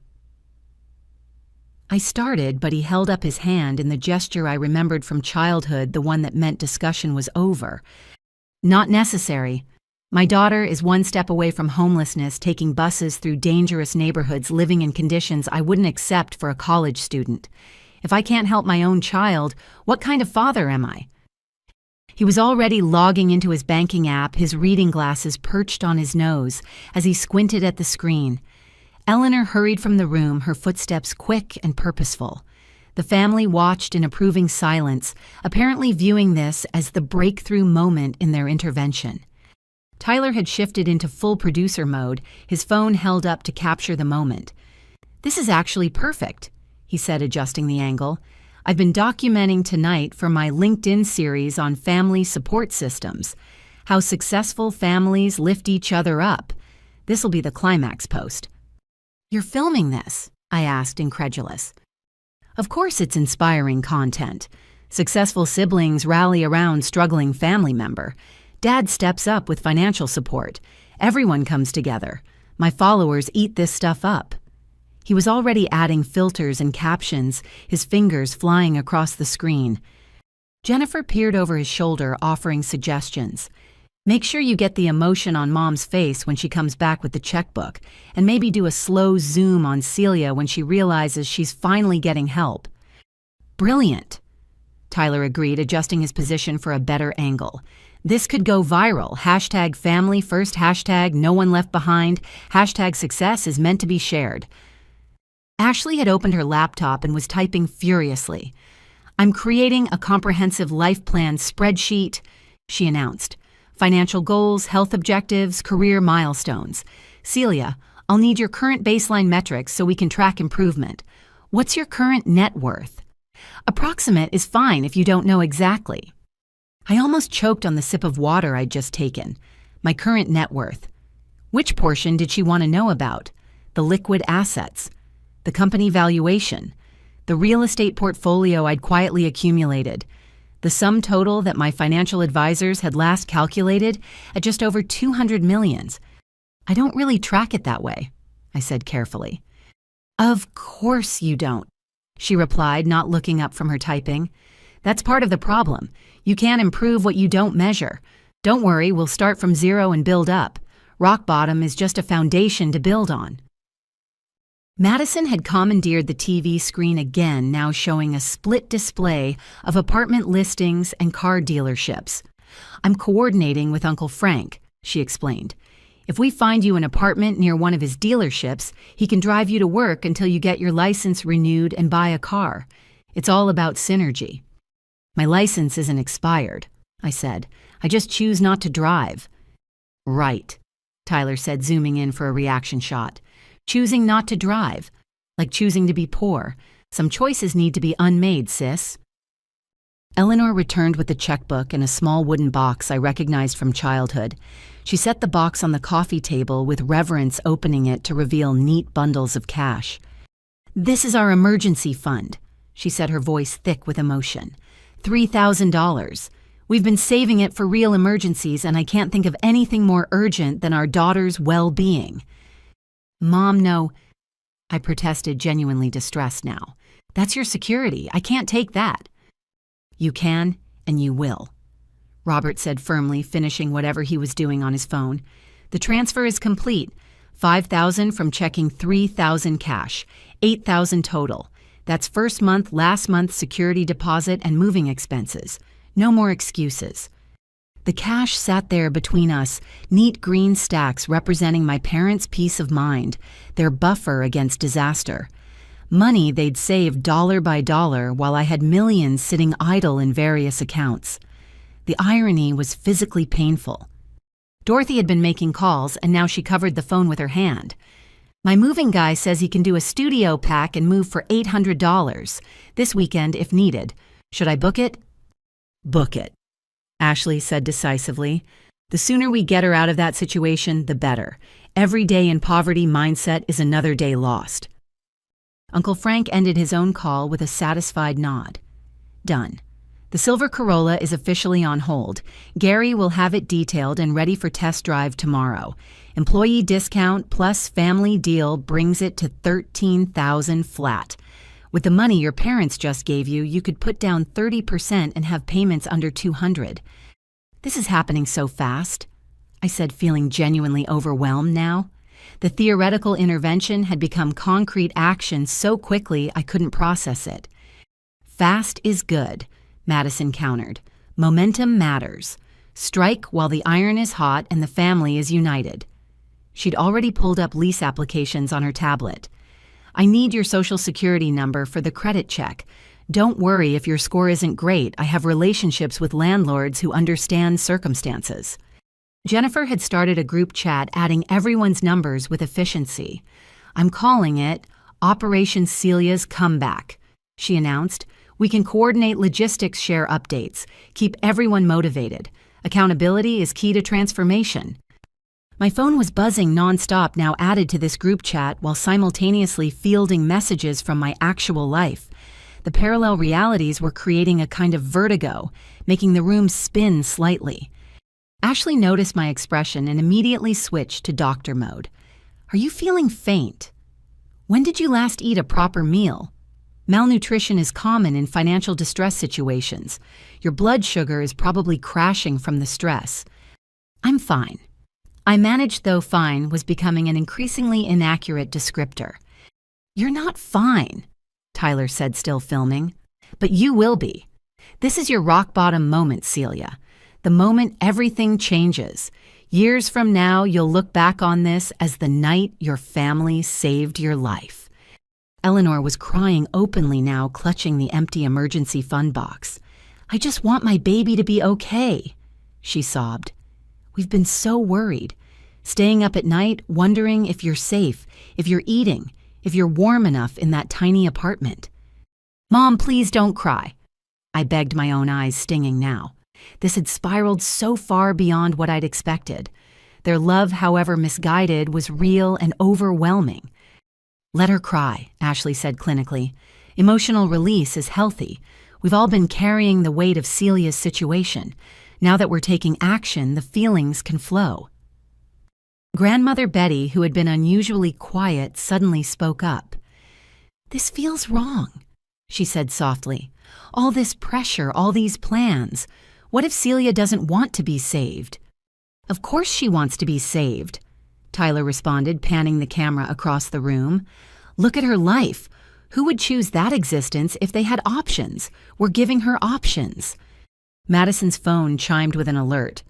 Perfect A1 bedroom just came on the market in Riverside. 1,400 square feet, parking included, in-unit laundry. "I can get us a viewing tomorrow morning. The landlord owes me a favor, so approval is basically guaranteed." And Patricia texted back. Ashley added, looking at her phone. "The life coach can see you Monday at 2. I already Venmo'd her the deposit. Non-refundable, so don't even think about backing out." Uncle Frank was drawing on another napkin this time, what looked like a timeline. "Here's how I see it. Tomorrow, test drive the car. Sign the papers if it feels right. This weekend, pack and move. Monday, start the receptionist job and see the life coach. By Friday, you're a completely different person." "A better person," Jennifer added helpfully. "The person you were meant to be before you got lost." The plans multiplied exponentially. Dorothy offered her deceased husband's suits, which could be tailored for professional wear. Robert contacted his barber for a success makeover appointment. Madison scheduled 3 apartment viewings for increasing price points. Ashley booked a full medical workup to establish baselines for improvement. Everyone had their phones out, now typing, calling, coordinating. The group chat exploded with messages, links, motivational quotes. My quiet life was being dismantled and rebuilt in real time by committee. "Stop," I said quietly, but no one heard over the din of planning. Tyler was doing a piece to camera now, his selfie mode capturing his earnest expression. "What you're witnessing, LinkedIn family, is the power of not giving up on someone. My sister hit rock bottom, but we're pulling her up. Success is a team sport." "Stop!" I said louder, standing up abruptly. The room fell silent, everyone turning to stare. "I appreciate what you're trying to do." I began, my voice shaking slightly. "I really do. The love behind it is clear. But this has to stop." "The resistance is normal," Ashley said smoothly, clearly prepared for this. "Change is scary. Breaking patterns is uncomfortable. But pushing through that discomfort is how growth happens." "I'm not resisting growth," I said. "I'm resisting the assumption that my life needs this kind of intervention." "Celia," Robert said, his voice heavy with paternal authority, "you're 32 years old, taking public transportation, living in a studio apartment with no stable income. If that doesn't need intervention, what does—" My phone chose that moment to ring the caller ID showing a Japanese number. The Tokyo deal calling at the worst possible moment. I declined it, but Tyler had seen the international format. "Who's calling you from overseas?" he asked suspiciously. "Are you in some kind of trouble? Is that what this is about? Do you owe money to someone?" "I don't owe money to anyone," I said truthfully. "Then why won't you accept help?" Madison demanded. "We're offering everything: money, housing, transportation, job support. What possible reason could you have for refusing—" The truth pressed against my teeth, demanding release. They wanted reasons, I had hundreds, but none that wouldn't shatter this entire dynamic, transform love into calculation, replace concern with requests. Because I said slowly, accepting help means accepting your version of success, and maybe that's not the only version that exists. "Oh my God," Tyler groaned, lowering his phone. "She's really going to stand there in her thrift store clothes with her bus pass in her pocket and lecture us about success. This is delusional." Eleanor clutched Robert's arm. "Maybe we should call someone, a professional. This sounds like depression talking." "I'm not depressed," I insisted. "I'm just different." "Why is that so hard to accept?" "Because different, in your case, means failing." Ashley exploded, surprising everyone with her vehemence. Do you know how it feels to work a 16-hour shift, saving lives, then hear Mom crying about whether you're eating, to achieve everything I've achieved, and still have family gatherings dominated by worry about you? I never asked you to worry, I said softly. We worry because we love you, Robert said, and because you're clearly not capable of taking care of yourself. The evidence is overwhelming. Uncle Frank stood up, his businessman instincts taking over. Here's what's going to happen. Celia, you're going to take this help. You're going to take the job, get the car, move to a decent place. You're going to do it because your family needs you to. Our peace of mind matters too. Emotional blackmail, I asked. Reality check, he countered. Your choices affect everyone. Your failure reflects on all of us. Like it or not, family is connected. Your rock bottom drags everyone down. The group chat was pinging constantly now, plans, solidifying assignments being distributed. My life was being reorganized by committee, and they were doing it with love, which made it so much harder to stop. What if I told you, I said slowly, that everything you think you know about my situation is wrong? Then I'd say, prove it. Tyler challenged, his camera ready. Show us the secret success you're hiding. Show us the great life you've built. Because from where we're sitting, all we see is a woman too proud to admit she needs help. The moment stretched taut between us. Outside, I knew the Rolls-Royce waited patient and gleaming. In my pocket, my phone held evidence of a life they couldn't imagine. The truth was so close, pressing against the fiction with increasing pressure. But not yet. Not like this. Not in anger or frustration or challenge. When the truth came, it had to come with love, or it would destroy everything I'd tried to protect. I can't prove it, I said finally. Not the way you want. All I can ask is that you trust me. Trust that I know what I'm doing, even if you don't understand it. Trust, Madison laughed bitterly. We trusted you to make something of yourself. Look how that turned out. Eleanor stepped forward, the cash from the emergency fund clutched in her hands. Please, Celia, just take the money. Even if you don't use it, just take it so I can sleep tonight knowing you have options. Looking at my mother's tear-stained face, my father's worried eyes, my siblings' frustrated concern, I felt something inside me crack. The weight of their love, misguided as it was breaking through my defenses. Okay, I heard myself say. I'll take it. The room erupted in celebration. Tyler got his viral moment as Eleanor pressed the cash into my hands. Ashley marked something on her spreadsheet with satisfaction. Madison immediately started sending apartment listings to the group chat. Uncle Frank confirmed the car viewing for 9 a.m. sharp. This is just the beginning, Robert said, pulling me into a hug that smelled of aftershave and disappointment. We're going to get you back on track, sweetheart. You'll see. This time next year, you'll thank us. I held the cash, feeling its weight. $3,000 my parents couldn't afford to give, representing safety they were sacrificing for their failing daughter. The irony was a physical pain in my chest. Now, Tyler said, reviewing his footage with satisfaction. Let's get you to that bus stop. Can't have you standing there alone at night. The whole family will walk you. And that's how I found myself being herded toward the door, surrounded by family members ready to escort me to public transportation. The final act of love in their intervention, making sure their charity case made it safely to the bus. If they only knew what waited in the driveway.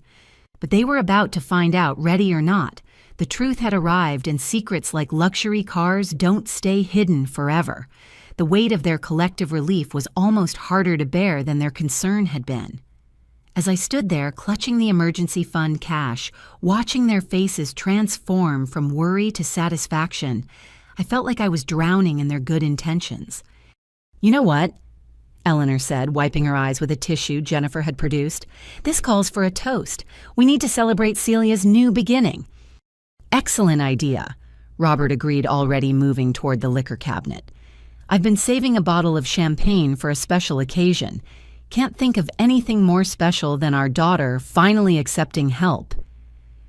Tyler was reviewing his footage, making quick edits on his phone. "This is gold," he murmured. "The emotional arc is perfect. Denial, intervention, breakthrough, acceptance. My followers are going to love this journey." "Make sure you blur the amount of cash," Ashley advised. "We don't want to seem like we're bragging about helping. It should be about the gesture, not the number." I sank back onto the couch, the bills feeling heavy in my hands. Each one represented hours of my parents' work, small sacrifices accumulated over time. The $8,000 they'd scraped together wouldn't even cover the sales tax on the car waiting outside. Madison sat beside me, her hand on my shoulder in what she probably thought was comforting solidarity. "This is the hardest part," she said softly, "admitting you need help. But you've done it, and now everything gets easier. Trust me, I've seen it with dozens of clients who were underwater. The moment they stop pretending and accept reality is when their lives turn around." "Speaking of which," Uncle Frank interjected, still business-focused, "we should talk about financial literacy. Celia, when you start the receptionist job, I want you to meet with my financial planner. First consultation is free for employees. He'll teach you about budgeting, saving, maybe even some basic investing once you're stable." "Investing," Jennifer laughed gently. "Let's master having a checking account that isn't overdrawn first. Baby steps." The champagne cork popped the sound, making me flinch. Robert poured generous glasses for everyone, his movements careful and ceremonial. Even Grandmother Betty accepted a small glass, though she still watched me with those knowing eyes. "A toast," Robert announced, raising his glass. "To Celia for having the courage to accept help, to family for never giving up on each other, and to new beginnings may they lead to the success we all know you're capable of." "To Celia," the room chorused, glasses clinking. I raised my water glass, unable to trust my voice. The champagne bubbles rose and burst, tiny celebrations of my supposed breakthrough. Tyler filmed the toast from multiple angles, directing people to raise their glasses again for a better shot. "Now," Ashley said, pulling up her calendar on her phone, "let's synchronize schedules. I can drive you to the life coach appointment Monday since you'll still be carless. Madison, when are the apartment viewings?" "First one is at 10 tomorrow," Madison confirmed. "Then noon and 2. Different neighborhoods, different price points. We'll find something that works with your budget." "What is your budget, by the way?" Dorothy asked. "Now that you have the $8,000 for move-in costs, how much can you afford monthly?" They all turned to look at me expectantly. I thought about my actual housing budget, which was essentially unlimited. The penthouse had cost more than most people's lifetime earnings, and that was before the renovation. "I'll have to review my finances," I said vaguely. "Of course you will," Tyler said with exaggerated patience. "That's what people with financial problems always say. Here's a radical idea, actually review them. Tonight. Pull up your bank statements, face the truth, make a real budget." "I'll help," Jennifer offered. "I'm excellent with Excel. We can create a whole tracking system for you."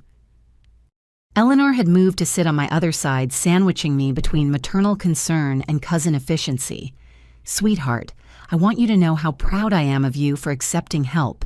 It takes real strength to admit when you're struggling. Stronger than pretending everything's fine while your life falls apart." Robert added, refilling glasses already. The champagne was loosening tongues and intensifying emotions. Uncle Frank had pulled out his phone again, texting rapidly. "I'm letting Gary know to have the full presentation ready tomorrow. Oil change history, maintenance records, Carfax report. You'll see this Corolla is a solid investment in your future." "Investment might be a strong word for a used Corolla," Tyler commented. "But compared to the bus, it's a Mercedes." "Don't car shame," Ashley scolded. "A reliable vehicle is a victory at this stage. We need to celebrate every win, no matter how small." The group chat was pinging constantly as everyone added their thoughts, suggestions, and assignments. I watched my phone screen light up with notification after notification, each one another bar in the cage they were building with love. Dorothy leaned forward conspiratorially. "You know, once you're settled in a proper place with a car, we should think about your social life. My book club has several lovely single men. Accountants, teachers, stable careers. Nothing flashy, but solid prospects for someone in your situation. Let's get her life together before we inflict her on innocent men, Tyler suggested, though his tone had softened with the champagne and the perceived victory. Dating can wait, agreed Ashley. First priorities, housing, transportation, income, stability. Then we can work on relationships, social connections, long-term planning. They were mapping out my life in stages, each phase building on the last, all leading toward their definition of success. The irony that I was already living beyond their wildest dreams wasn't lost on me, but the cash in my hands reminded me why I'd chosen this path. I should probably head out soon, I said quietly. Don't want to miss the last bus. The last bus, Madison repeated, shaking her head. God, I can't wait until that phrase is extinct from your vocabulary. This time tomorrow you'll be signing papers for a car. Can you imagine your own steering wheel, your own keys, freedom to go anywhere, anytime? We'll all walk you to the bus stop, Eleanor announced. I want to see where you've been waiting all these years. Need to picture it so I can properly appreciate when it's behind you. That's really not necessary. I protested, but the family was already mobilizing. Of course it's necessary, Robert said firmly. What kind of family would we be sending you off alone after everything we've discussed tonight? Besides, I want to see these dangerous bus stops Tyler's been talking about. Tyler was already at the door holding people's coats. This is perfect, actually. Final scene of tonight's LinkedIn story. Family united, walking toward the future together. The bus stop becomes a symbol of the past she's leaving behind. Everything's content with you, Ashley muttered, but she was smiling. The intervention had gone according to plan, their wayward sister finally accepting help. The relief in the room was palpable. As we prepared to leave, everyone gathering coats and bags, I caught sight of my reflection in the hallway mirror. Same simple clothes, same unassuming appearance, but now I carried their money and their dreams for my transformation. The weight of both was staggering. Oh, Celia, Jennifer said suddenly, should we order you an Uber instead? I mean, if you're carrying all that cash, public transportation might not be safe. She's been taking the bus for years, Tyler pointed out. One more night won't kill her. Besides, this is the last time. Tomorrow begins the new chapter. The last time. Eleanor repeated, tears threatening again. My baby's last bus ride as a struggling woman. Next time we see you, you'll be driving your own car to your new apartment from your stable job. The fiction was so complete now, so detailed and developed, that reality felt like the dream. But outside, the Rolls-Royce waited with patient elegance, about to shatter every carefully constructed assumption. Ready? Robert asked, holding the door open. Let's go see this bus stop that's been such a big part of your life. Maybe we should take a photo document the moment everything changed. Everything changes. I agreed softly, knowing how true that was about to become. The family filed out, chattering excitedly about tomorrow's plans. I followed their cash in one pocket, my phone in the other, two different worlds, about to collide in the most spectacular way. The night air was crisp, carrying the scent of autumn leaves and impending revelation. As we walked down the driveway, Tyler narrating for his camera, Madison pointing out nice cars I'd soon be able to afford. Ashley listing the health benefits of driving over public transit, I saw it. The Rolls-Royce sat under the streetlight like a silver secret waiting to be discovered. The family hadn't noticed yet, too busy planning my salvation to see the truth parked right in front of them. Which way to the bus stop? Uncle Frank asked, pausing at the end of the driveway. But before I could answer, Dorothy's voice cut through the chatter. Whose car is that? It's blocking the whole street. One by one, they turned to look. The silence that followed was deafening, broken only by the soft ping of my phone. Another notification, another reminder of the life they were about to discover. The intervention was over. The revelation was about to begin.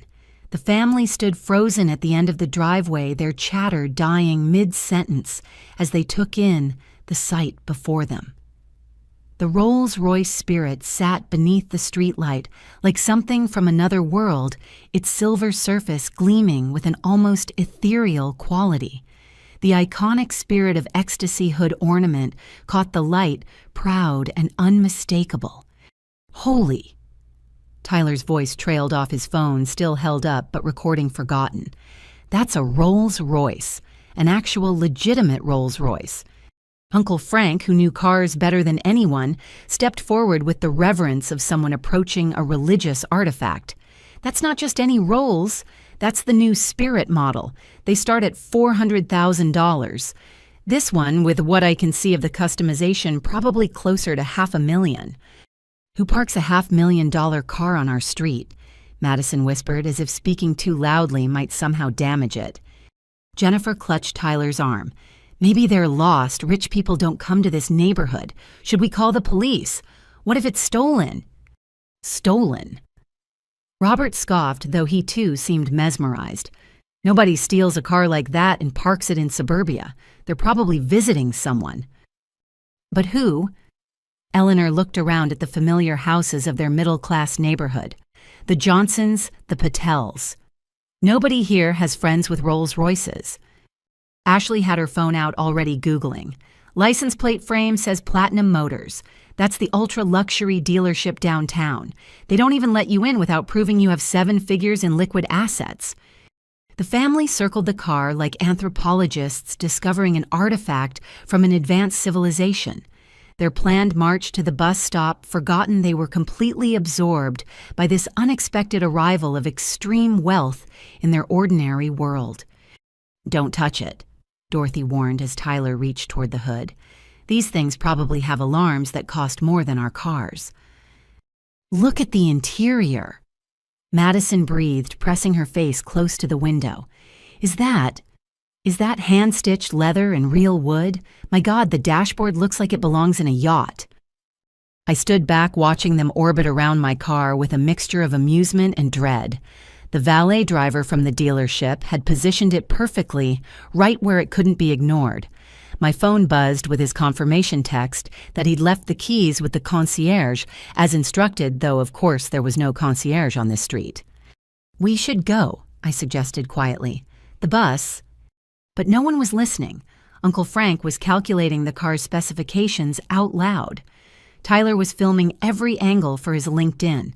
Ashley was reading Wikipedia articles about Rolls-Royce craftsmanship.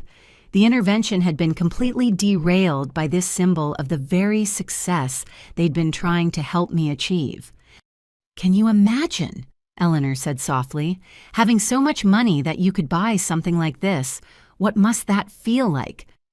"Wasteful," Robert declared, though his eyes betrayed fascination. "Nobody needs a car that costs as much as a house. It's obscene." "It's beautiful," Grandmother Betty said simply. She'd walked closer than the others, studying the car with those sharp eyes. "Look at the paint. It's like looking into water." I reached into my pocket, my fingers finding the key fob among the emergency fund cash.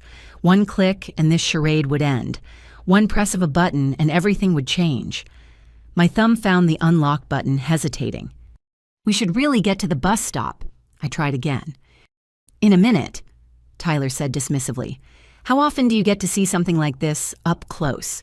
My followers are going crazy. The contrast is perfect, actually. Here we are trying to help you buy a used Corolla, and the universe drops a Rolls-Royce in our path. It's like cosmic mockery." "Or cosmic inspiration," Madison countered. "See, Celia, this is what's possible. Sure, you'll start with a Corolla, but who knows, work hard. Invest smart. Maybe someday you could lease something nice. Not this nice, obviously, but nice." Jennifer laughed. "Right, from bus pass to Rolls-Royce. That's quite the career trajectory you're imagining." "Everything's possible," Ashley said, though she sounded doubtful. "I mean, statistically speaking, almost no one achieves this level of wealth. But ordinary success, that's attainable." They continued their inspection, comparing the car to their own vehicles, marveling at every detail.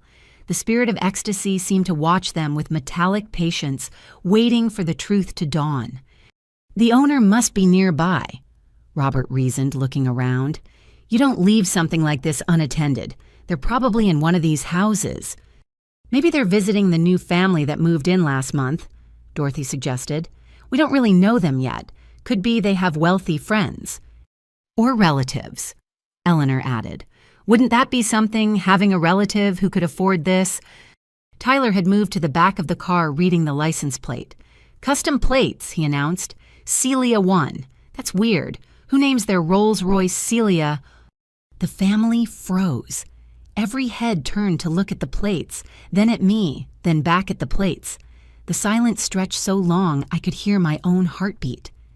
That's, Madison started, then stopped. Coincidence, Ashley said firmly. Has to be. Celia is a common enough name. Is it, though? Tyler asked his camera, now focused on me.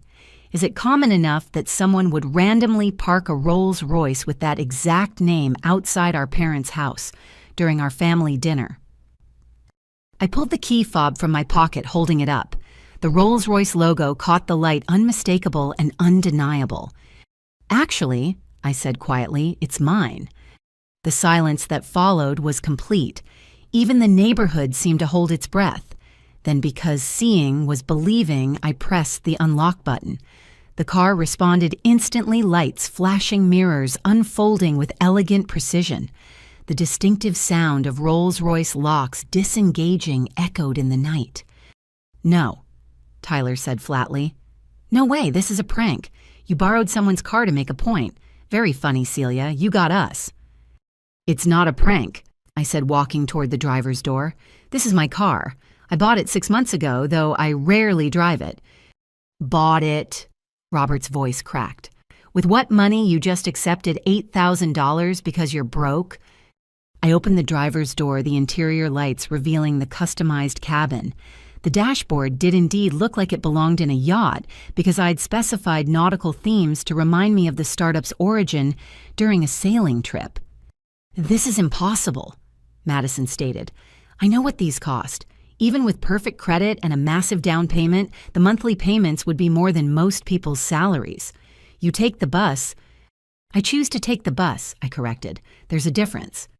Ashley approached slowly, her medical training apparent in how she was assessing me. Celia, are you feeling all right? This kind of delusion could indicate a serious psychological break. Did you hit your head recently? I'm not delusional, I assured her. I'm also not broke, struggling, or in need of intervention. I've been trying to tell you all night. Uncle Frank had circled to examine the registration sticker on the windshield. Current registration, he reported, his voice strange. Registered to Celia M. Davidson. That's you. This is actually your car. But how? Eleanor whispered. We've been so worried. You live in a studio, you don't have a car, you freelance. I do freelance, I said. I freelance as CEO of my own company. The studio apartment is in a building I own. I take public transportation because I believe in it, not because I can't afford alternatives. Tyler lowered his phone for the first time all evening. You're telling us you've been secretly rich this whole time, while we sat there planning your salvation, while Mom cried about you being hungry. I never said I was struggling, I pointed out. You all assumed. Every time I tried to correct those assumptions, you interpreted it as denial or delusion. Because normal people who own Rolls-Royces don't take buses, Ashley exploded. They don't wear simple clothes or live in studios or accept emergency funds from their parents. I looked down at the cash still in my hand. My parents' financial security crumpled between my fingers. You're right. I shouldn't have taken this. I'm sorry. Sorry. Robert stepped forward, his face a mixture of confusion and growing anger. You're sorry we've been sick with worry. Your mother hasn't slept properly in months. I offered to co-sign loans thinking you were desperate. And you're sorry. This doesn't make sense, Madison said, shaking her head. Rich people don't hide it. They flaunt it. They network with it. They leverage it. Why would you pretend to be poor? I wasn't pretending to be poor, I said carefully. I was just living simply. There's a difference between not displaying wealth and pretending not to have it. Semantics, Tyler spat. You let us believe you were a failure. Do you have any idea how that felt? Being embarrassed by my own sister, apologizing for you to friends, and the whole time you could buy and sell us all. Jennifer looked genuinely hurt. We offered you our guest room. We thought we were helping family in need. Was that amusing to you, watching us scramble to save you? It wasn't amusing, I said, feeling the weight of their pain. It was heartbreaking. But every time I thought about revealing the truth, I imagined how it would change everything. And I was right. Wasn't I? Look how you're all looking at me now. Everything's different. Of course everything's different, Ashley shouted. You're apparently a millionaire who's been cosplaying poverty while we worried ourselves sick. Not cosplaying, Grandmother Betty said quietly. Everyone turned to look at her. Living according to different values, I suspected something you know. The way you never seemed worried even when everyone else was worried for you. The peace in your eyes even during the intervention. You weren't struggling. You were choosing. Choosing to hurt us. Eleanor said, tears streaming now. Choosing to let us suffer, thinking our daughter was failing. How could you? I didn't want you to suffer, I said. I wanted to be loved for who I am, not what I have. I wanted family relationships that weren't transactional. Transactional. Robert's voice rose. You think so little of us that you assumed we'd only love you for money. Look at tonight, I said, gesturing to the car. Look how everything changed the moment you saw wealth. The entire dynamic shifted. This is exactly what I was trying to avoid. By lying to us, Tyler accused. By living simply, I countered. By choosing buses over private cars. By valuing different things than you do. That's not lying. Then what do you call accepting money from parents who can't afford it while sitting on millions? Madison demanded. I looked at the cash again, then walked over to hand it back to Eleanor. I call it a mistake. I'm sorry. I got caught up in the moment in your love, however misguided. I shouldn't have taken it. She wouldn't take it back, stepping away from me like I was a stranger, which I supposed I now was. So what's the truth? Uncle Frank asked, his business mind already calculating. What's the real story? How does someone go from taking buses to buying Rolls Royces? It's a long story, I said. We have time, Robert said coldly. Apparently, we have nothing but time to learn who our daughter really is. The family stood in a loose circle around the car around me, waiting for explanations that would make sense of this revelation. The intervention was over, but something else was just beginning. The question was whether our family could survive the truth after living so long with assumptions. My phone buzzed again. The Forbes editor persistent as ever. The public revelation that would make this private one seem small in comparison. But first, I had to face the people who'd loved me when they thought I had nothing and figure out if they could love me now that they knew I had everything. All right, I said, leaning against my car, the metal cool against my back. Let me tell you what really happened. But I warn you, it's not the story you're expecting. Nothing about tonight is what we expected, Tyler said bitterly. So please enlighten us. Tell us how our failure of a sister became this. And so, under the streetlight beside the Rolls Royce that had shattered our family's assumptions, I prepared to tell the truth at last. The family erupted like a disturbed hive, voices overlapping in a chaos of disbelief and accusations. Madison was the first to form a coherent protest, her real estate agent instincts kicking in. This has to be a rental, she declared with forced confidence. High-end rental companies let you use them for special events. That's what this is. Celia rented a Rolls Royce to make some kind of point about our intervention. Exactly. Tyler seized on the explanation. It's all about appearances, right? You couldn't stand us trying to help, so you went and rented the most expensive car you could find. What did that cost you? $1,000 a day. $2,000 money you definitely don't have thrown away on pride. Uncle Frank was already circling the car again, his experienced eye examining details. No rental stickers, he muttered. No fleet numbers. This isn't how rental companies operate. He peered closer at the door jamb. Custom paint code, bespoke interior specification number. Rental companies don't do full custom builds. Then she borrowed it, Ashley said firmly, her need for rational explanation overriding evidence. Celia, whose car is this really a boyfriend we don't know about? Someone you're house-sitting for. There's no shame in admitting it. Jennifer nodded eagerly. That makes so much more sense. You're watching someone's house, they let you use their car for the evening. It's actually sweet that you wanted to impress us. Or illegal. Tyler countered, his phone out again. What if she stole it? What if this is why she's been so secretive? Oh my God, Celia, are you in trouble with the law? I didn't steal my own car, I said evenly, though my patience was wearing thin. Stop saying that, Madison snapped. Stop pretending this is yours. Do you have any idea what insurance alone costs on a vehicle like this? More than most people's rent, monthly. You live in a studio. I own the building the studio is in. I repeated, though I knew they weren't ready to hear it. Dorothy had been quiet, but now she spoke with ant-like authority. This is clearly some kind of breakdown. The pressure of poverty has made her delusional. We need to get her help. I'm not delusional, I insisted, and I can prove this is my car.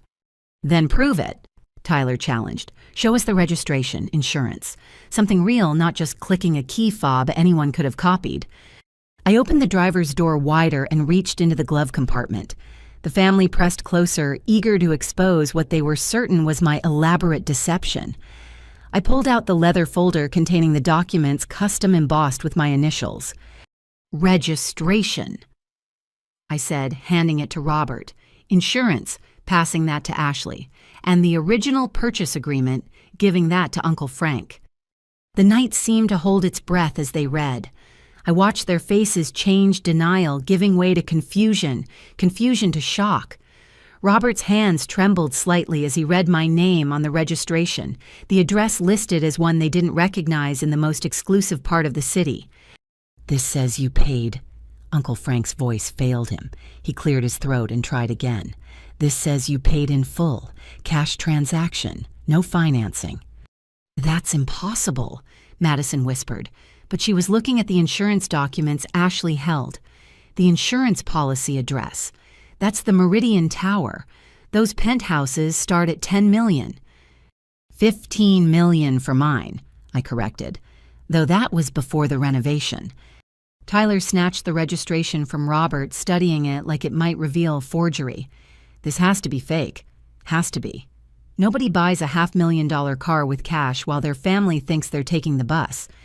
Look at the date, Eleanor said softly, pointing to the purchase agreement. 6 months ago, when we were organizing a grocery fund for you because we thought you couldn't afford food.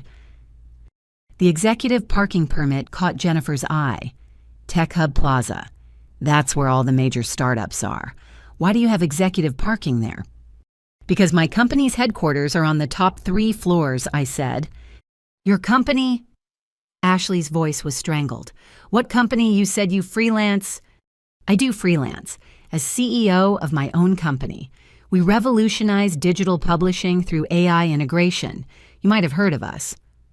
Narrative networks. The silence was deafening. Even the night sounds seemed to pause. Then Ashley's medical bag hit the ground with a thud. Narrative networks, she whispered. The Narrative Networks, the company that just partnered with Amazon. That was valued at $180 million at last count. I supplied, though the acquisition offers have been higher. No, Tyler said flatly. No, my sister is not secretly the CEO of Narrative Networks. That company was founded by some tech genius who started it in a studio apartment 5 years ago. I finished. Which is why I stayed in the studio even after success. It reminds me where I came from. Uncle Frank was staring at the purchase agreement like it was written in an alien language.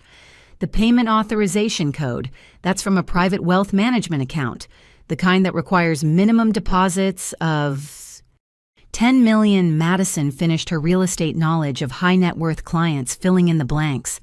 Oh my God, you're actually rich, like properly rich. But you took the bus, Jennifer protested weakly. Rich people don't take buses. I take the bus because I believe in public transportation, I explained. Because I care about the environment. Because some of my best business insights came from conversations with regular people on their commutes, not because I couldn't afford alternatives. Eleanor was crying again, but these were different tears. All those times I offered you leftovers thinking you were hungry. I always appreciated the gesture, I said gently. The love behind it was real, even if the premise was wrong. Wrong. Robert's calm had shattered completely. We thought you were failing. I lay awake at night wondering what would happen to you when we died. Your mother made herself sick with worry. I never asked you to worry, I pointed out. I told you repeatedly I was fine. Fine, Tyler exploded. You said you were fine while we planned interventions, while we offered charity, while I told my followers my sister was a failure who needed saving. His phone, the live stream. I noticed the small red light indicating he was still broadcasting. Tyler, are you still filming? He looked down, seemed surprised, then deliberately kept recording. You know what, good. Let them see this. Let them see how my sister played us for fools.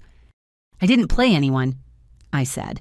I just lived my life without broadcasting my success. There's a difference. There's no difference when family is involved, Ashley shouted. We're supposed to share our lives, our struggles, our successes. That's what family does. David Chen, the financial advisor, finally spoke up.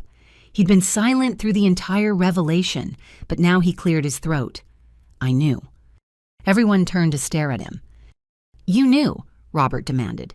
You knew and said nothing. Professional confidentiality, David said calmly. I've seen the public filings, the Forbes list. I assumed Celia had her reasons for privacy. Forbes list.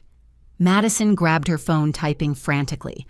Oh my God, you're on the 30 under 30 list. Number 12, there's an article coming out. Tomorrow? I confirmed. Well, today now. It'll be public in a few hours. So everyone will know except us, Eleanor said bitterly. Strangers will read about our daughter's success while we thought she was starving. I tried to tell you tonight, I reminded them. Several times. But you were so convinced I needed saving that you wouldn't listen. Because nothing in your behavior suggested this. Robert gestured wildly at the car. You dressed, simply lived, simply traveled simply. What were we supposed to think? That maybe I was happy, I suggested. That maybe success doesn't always look like luxury cars and giant houses. Except you do have a luxury car, Tyler pointed at the Rolls-Royce, and apparently a $15 million penthouse, so even that was a lie. Grandmother Betty, who had been silent through most of the confrontation, spoke quietly. Was it a lie or was it a test? We all looked at her. What do you mean? Ashley asked. Betty's eyes were on me, knowing and sad. She wanted to see if we'd love her without the money, if we'd value her as a person, not a bank account. And we failed, didn't we? We made her feel like a failure because she didn't display wealth. We valued cars and apartments over character. That's not fair, Madison protested. We were trying to help. Were you, Betty asked, or were you trying to make her fit your definition of success? The question hung in the air like an accusation. I saw them grappling with it, reviewing the evening's intervention through this new lens. The offers of help that were really demands for conformity. The concern that was really judgment. The love that came with conditions. I need to know something, Uncle Frank said suddenly. The receptionist job. Were you really going to take it? Were you going to let me pay you $22 an hour to answer phones while you're worth millions? I was going to donate the salary to your employee hardship fund, I admitted, anonymously. Anonymously, he repeated, like everything else. The loan payments, right. That was you. Tyler's head snapped up. What loan payments? Someone paid off my business loan 2 years ago, Frank said slowly.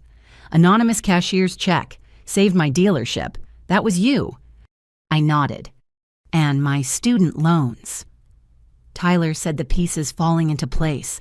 They were suddenly paid off last year. The servicer said it was an administrative correction, but it was you. The hospital wing. Ashley breathed. The anonymous donor who funded the new pediatric ward. They insisted on no recognition, no naming rights. Does it matter? I asked. The help happened. Does it matter who provided it? Yes, they all said in unison. Because we thought you were a failure while you were secretly saving us. Robert said, his voice broken. Do you have any idea how that feels? Like finding out your struggling daughter is actually successful, I suggested. Seems like that should feel good. It doesn't, Eleanor cried. It feels like betrayal, like you didn't trust us, like you thought we were too shallow to handle your success.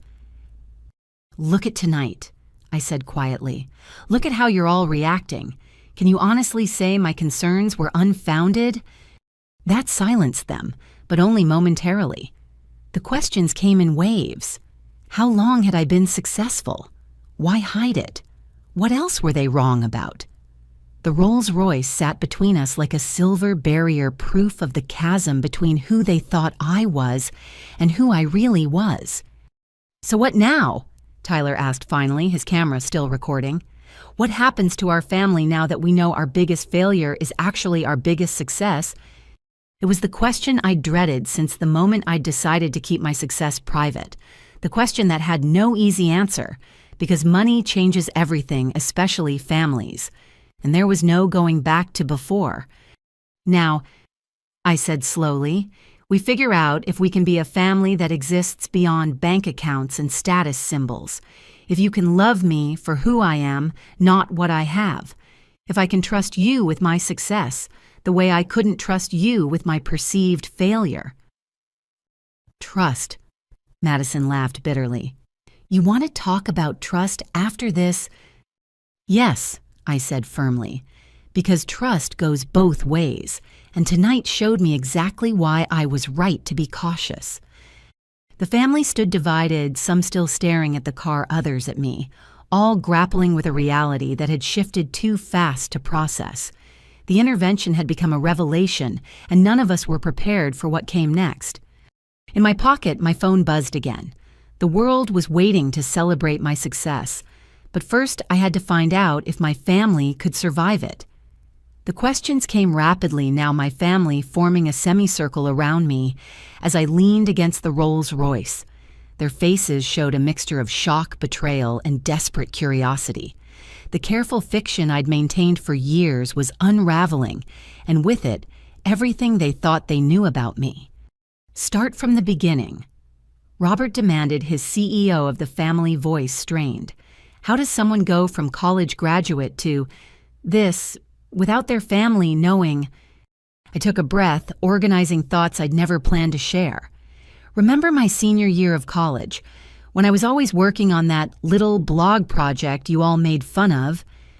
The one Tyler said would never make money. Eleanor recalled shooting her son a look. Tyler shifted uncomfortably. Everyone was starting blogs then. How was I supposed to know yours would be different?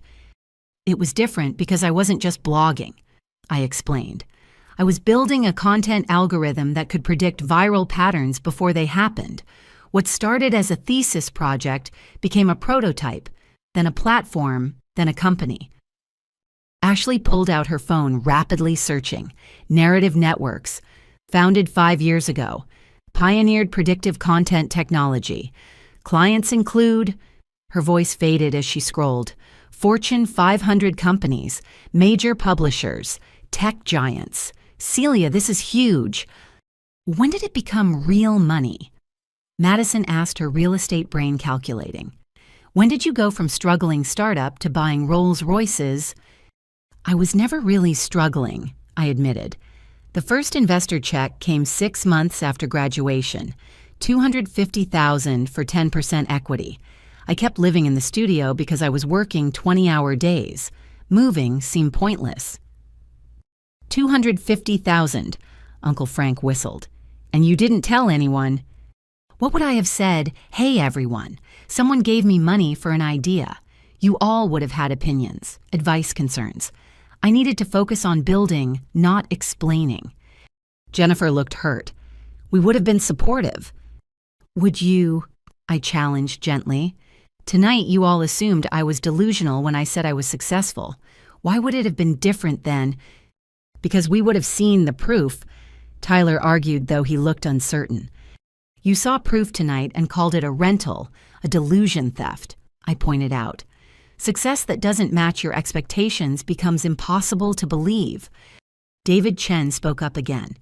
The Series A funding was $2 million, if I recall correctly. That was year 2. I nodded. Then Series B at $15 million, Series C at $50 million. By then, staying quiet had become habit. And honestly, the bus conversations, the simple lifestyle, the anonymity, it kept me grounded, connected to real people with real problems our technology could solve. So every time we offered help, Eleanor's voice was small.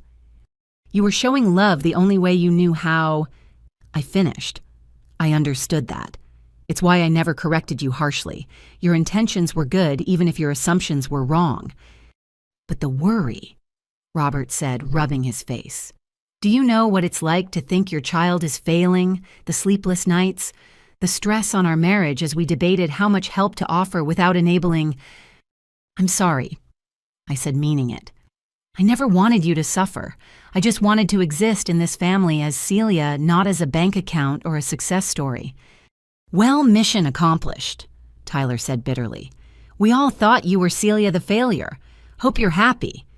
Grandmother Betty spoke up. She was trying to protect something precious. Family relationships uncorrupted by money. Can none of you see that? All I see is deception, Ashley countered. Years of deception. Every family gathering where we worried about you, every offer of help you deflected, every simple outfit that made us think you couldn't afford better. It was all a lie. It wasn't a lie, I insisted. I do prefer simple clothes. I do ride the bus by choice. I do live in a studio, even if I own the building. Those things are true. Half-truths, Madison corrected. Lies by omission. You let us believe a false narrative. Like the narrative that success only looks one way, I asked. That wealth must be displayed. That taking the bus means failure. You created that narrative, not me. Uncle Frank had been quiet processing. Now he spoke slowly. The anonymous business grants, the ones that saved 3 dealerships in our network last year. That was you. I nodded. The scholarship fund at Mom and Dad's old high school. Ashley added, piecing things together. The one that suddenly appeared with a $5 million endowment. You. Another nod. The investment in Tyler's company that kept it afloat during COVID, Jennifer said quietly. He said it was a guardian angel investor who wanted no recognition. Tyler's face went through several expressions before settling on stunned recognition. That was you. You saved my company while I was calling you a failure. You're my brother, I said simply. Of course I helped. Without telling me, his voice cracked. Do you know how that feels to be saved by someone you were trying to save, to mock someone who was secretly your benefactor? Would knowing have changed our relationship? I asked. Would you have treated me the same? The question hung heavy because everyone knew the answer. Everything would have changed. Every interaction would have been colored by the knowledge of my wealth. The very dynamic I'd tried to avoid was playing out now in real time. Eleanor was sobbing quietly. All those Thanksgivings where we prayed for your success, not knowing our prayers were already answered. All those birthday wishes for your stability and happiness. I am stable and happy, I said, just not in the way you expected. Happy, Robert challenged. Living a double life, hiding from your family. That's happiness. Happier than I would have been dealing with everyone's expectations and requests once they knew about the money. I said honestly, do you know what happens when people find out you have wealth? Every relationship becomes transactional. Every conversation has an agenda. Every family member has a business idea or an emergency or a special investment opportunity. We're not like that, Madison protested, though she flushed slightly. Aren't you?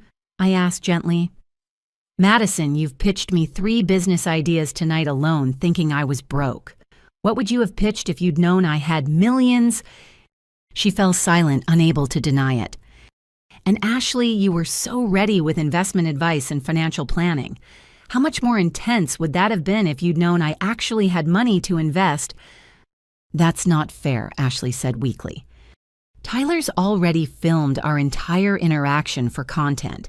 Imagine the content he could create with a millionaire sister. The LinkedIn posts, the motivational speeches, the networking opportunities. Tyler lowered his phone, finally looking ashamed. I'm not blaming any of you, I continued. It's human nature. Money changes dynamics, especially in families. I watched it happen to friends who came into wealth. Suddenly, everyone needs something, has an emergency, sees an opportunity. The person becomes secondary to the portfolio. So you decided we were all too shallow to handle your success, Robert summarized coldly. I decided I wanted to preserve the relationships we had, I corrected. Flawed as they were, at least they were real, based on who we were as people, not numbers in accounts. But they weren't real, Jennifer protested. They were based on a fundamental misconception about your life. Were they? I challenged. Did my bank account change who I am? Did my company success alter my personality? I'm the same person I was at dinner, just with different assets. The only thing that's changed is your perception. The family exchanged glances, grappling with this logic. Around us, the quiet neighborhood slept on, unaware of the family drama unfolding beneath the streetlights. The Forbes article, Madison said suddenly. When it goes live, everyone will know. Our friends, co-workers, extended family. How are we supposed to explain that we didn't know our own sister was a tech mogul? You don't have to explain anything, I said. It's my story to tell. But it reflects on us, Tyler argued. We look like idiots, or worse, like a family so dysfunctional that members hide massive success. As opposed to a family so judgmental that members feel they need to hide, Grandmother Betty suggested. Mom, whose side are you on? Dorothy demanded. I'm on the side of understanding, Betty replied. Celia made choices to protect herself and in her way to protect all of us. Were they the right choices? Maybe not. But they came from a place of wanting genuine relationships, not transactional ones. Genuine? Ashley laughed bitterly. Nothing about this feels genuine. My phone rang the sound, startling in the tense atmosphere. The caller ID showed the Forbes editor again. This time I answered. Celia finally. The editor's voice was excited. The article's about to go live. We need to confirm the photo selection and the poll quote about staying grounded through public transportation. Can you verify? Now's not a great time, I said, aware of my family listening to every word. It'll just take a second. Also, the fact-checkers had a question about the family dynamics section. You mentioned choosing to keep success private from relatives. Can you expand on that? I looked at my family, their faces a mixture of hurt and curiosity. Actually, I'm in the middle of that revelation right now. Oh, wow, perfect timing. Any chance we could get a family reaction quote? The readers love that personal angle. No, I said firmly. No quotes. Run the article as approved. Fair enough. Oh, and Celia, congratulations again. Your story is inspiring. From studio apartment to CEO, maintaining those values, it's going to resonate with so many people. I hung up, finding my family staring at me with fresh shock. Family dynamics section, Robert repeated. You told Forbes about us. I told them I chose privacy to preserve authentic relationships, I said. No names, no details, just the general concept. So the whole world will know you hid success from your family, but not why, Tyler said. Great. We'll look like monsters who drove you to secrecy. Or I'll look like someone who valued relationships over recognition, I suggested. You can't control how people interpret it, Madison warned. Once it's out there, the narrative takes on a life of its own. I'm familiar with how narratives work, I said dryly. I built a company on understanding them. Eleanor stepped forward, her tear-stained face resolute. I need to know something. If you could do it over, would you tell us, would you trust us with your success? It was the question at the heart of everything. Looking at their faces, seeing the hurt I'd caused by protecting myself, feeling the weight of years of careful distance, I had to be honest. I don't know, I admitted, because I saw how you treated perceived failure tonight. The intervention, the assumptions, the inability to accept that someone might choose a different path. If that's how you handle what you see as failure, how would you handle extreme success? We'll never know, will we? Ashley said, because you never gave us the chance. I'm giving it to you now, I pointed out. What you do with it will determine everything going forward. The Rolls-Royce gleamed between us, a silver symbol of everything hidden and now revealed. My family stood at a crossroads processing the transformation of their failing sister into their most successful member. The question was whether our relationships could survive the truth after so many years of careful fiction. I need time, Robert said finally. Time to process this, to understand how we got here, to figure out what this means for our family. Others nodded in agreement. The emotional whiplash of the evening from intervention to revelation had left everyone drained. The article goes live in an hour, I warned. After that, it's public knowledge. Then we have an hour to decide who we want to be, Eleanor said quietly. A family that fractures over success or one that finds a way forward. I know which one I'm hoping for, Grandmother Betty said, taking my hand. The same thing I've always hoped for. A family that loves each other for who they are, not what they have. But as we stood there in the late November night, the Rolls-Royce between us like a luxury barrier, I wasn't sure hope was enough to bridge the gap my success had revealed. Money changes everything, and we were about to find out if our family was strong enough to survive it. The initial shock began to give way to something more complex as my family processed the revelation. The anger was still there, but underneath it, shame was beginning to surface. I watched as each of them grappled with their own behavior from the evening now cast in a very different light. Tyler was the first to crumble. He stared at his phone where his live stream had captured everything, his followers commenting in real time about the shocking turn of events. His face went through several shades of red before he finally spoke. I called you a failure, he said, his voice hollow, to thousands of people. I built content around helping my struggling sister. Do you know how many times I've used you as an example of what not to do? I know, I said quietly. I've seen some of your posts. You've seen them? His head snapped up.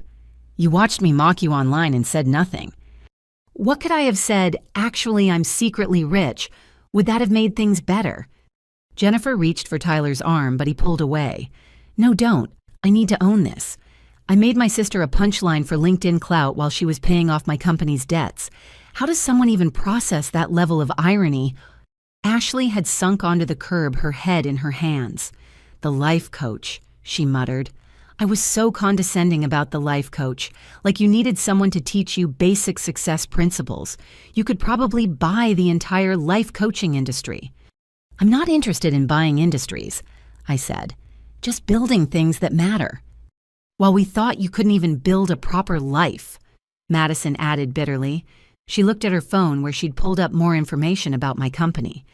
This says, Narrative Networks employs over 300 people. You created 300 jobs while I was lecturing you about real estate as a path to stability. Eleanor and Robert stood close together, but I could see the distance between them. The stress they'd mentioned, the arguments about how to help me, the weight of thinking their daughter was failing, all of it, based on a fundamental misunderstanding. We failed you, Eleanor said finally. Not the other way around. We were so busy trying to fit you into our definition of success that we couldn't see you'd already exceeded it. You didn't fail me, I protested. You loved me the best way you knew how. Did we? Robert challenged. Or did we love an idea of you, the struggling daughter who needed our guidance? Because the real you, the successful CEO, we apparently couldn't even recognize her. Uncle Frank had been doing calculations on his phone, his business mind working through implications. The grants to the dealership network saved 1,200 jobs, he said slowly. Families fed mortgages, paid kids in college, all because of anonymous gifts I now know came from my niece. My niece I tried to hire as a receptionist for $22 an hour. The job offer came from a good place, I said. The job offer came from arrogance, he corrected. The assumption that I knew better, that my path was the right path, that success looked like car dealerships and steady paychecks. I've been in business 40 years, and I couldn't recognize a visionary in my own family. Dorothy wiped tears from her eyes. We sat around that table planning your life like you were a project, making spreadsheets, scheduling appointments, organizing your transformation. The hubris of it all. We meant well, Ashley said weakly. We meant to control, Dorothy countered, to force Celia into a mold that made us comfortable. Simple job, simple car, simple life. Nothing that would challenge our assumptions about how the world works. Grandmother Betty, still holding my hand, squeezed gently. The saddest part is how unsurprised I am. This family has always measured worth by visible markers. Cars, houses, titles. Celia chose invisible success, and we couldn't see it. Because invisible success isn't supposed to exist, Tyler argued. Success is meant to be shared, celebrated, leveraged. What's the point of achieving something if you hide it? The point is the achievement itself, I said. The problems solved, the jobs created, the innovation delivered. Not everyone needs external validation. But we're your family, Jennifer said plaintively. Didn't our validation matter? Your validation tonight was conditional on my getting a car and a better apartment, I pointed out. What kind of validation is that? The group fell silent, processing this truth. Their love had come with requirements, their support with stipulations. They'd been ready to celebrate my transformation into their version of success, not my actual success. Madison suddenly laughed a bitter sound. Do you know what the real irony is? I've spent years chasing commissions, building my real estate empire, thinking I was the successful cousin. Turns out I've been patronizing someone who could buy my entire brokerage without blinking. It's not a competition, I said. Everything's a competition in this family, she replied. Who has the best job, the nicest car, the biggest house? We just never knew you were winning. Maybe that's why I didn't tell you, I suggested. Because I didn't want to win. I wanted to be. Philosophical bullshit. Tyler spat, but there was less heat in it now. You can dress it up however you want, but you still deceived us.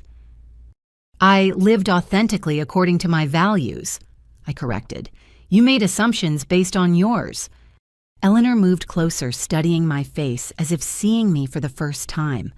All those family dinners where we worried about you, all those prayers for your success and stability. What did you think during those moments?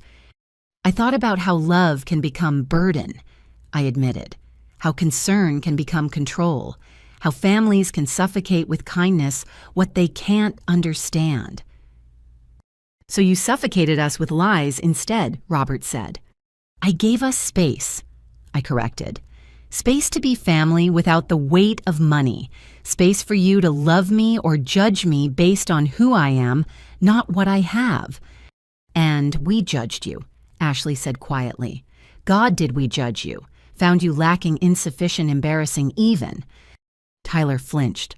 I said you embarrassed me, to your face, while you were secretly funding my success. The funding wasn't secret to make you feel bad, I said. It was secret to preserve our relationship. What relationship? He asked. The one where I'm the successful brother and you're the family project.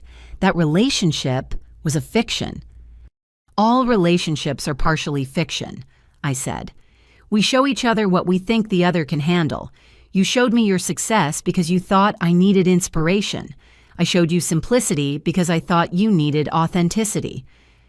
We failed each other, Eleanor concluded. David Chen, who'd been quiet for a while, cleared his throat. If I may offer an observation, as someone who's worked with many wealthy families, this moment right here is crucial. You can either let the revelation of wealth destroy your relationships, or you can use it as a catalyst for something more honest. Easy for you to say, Tyler responded. You knew the truth. I knew facts, David corrected.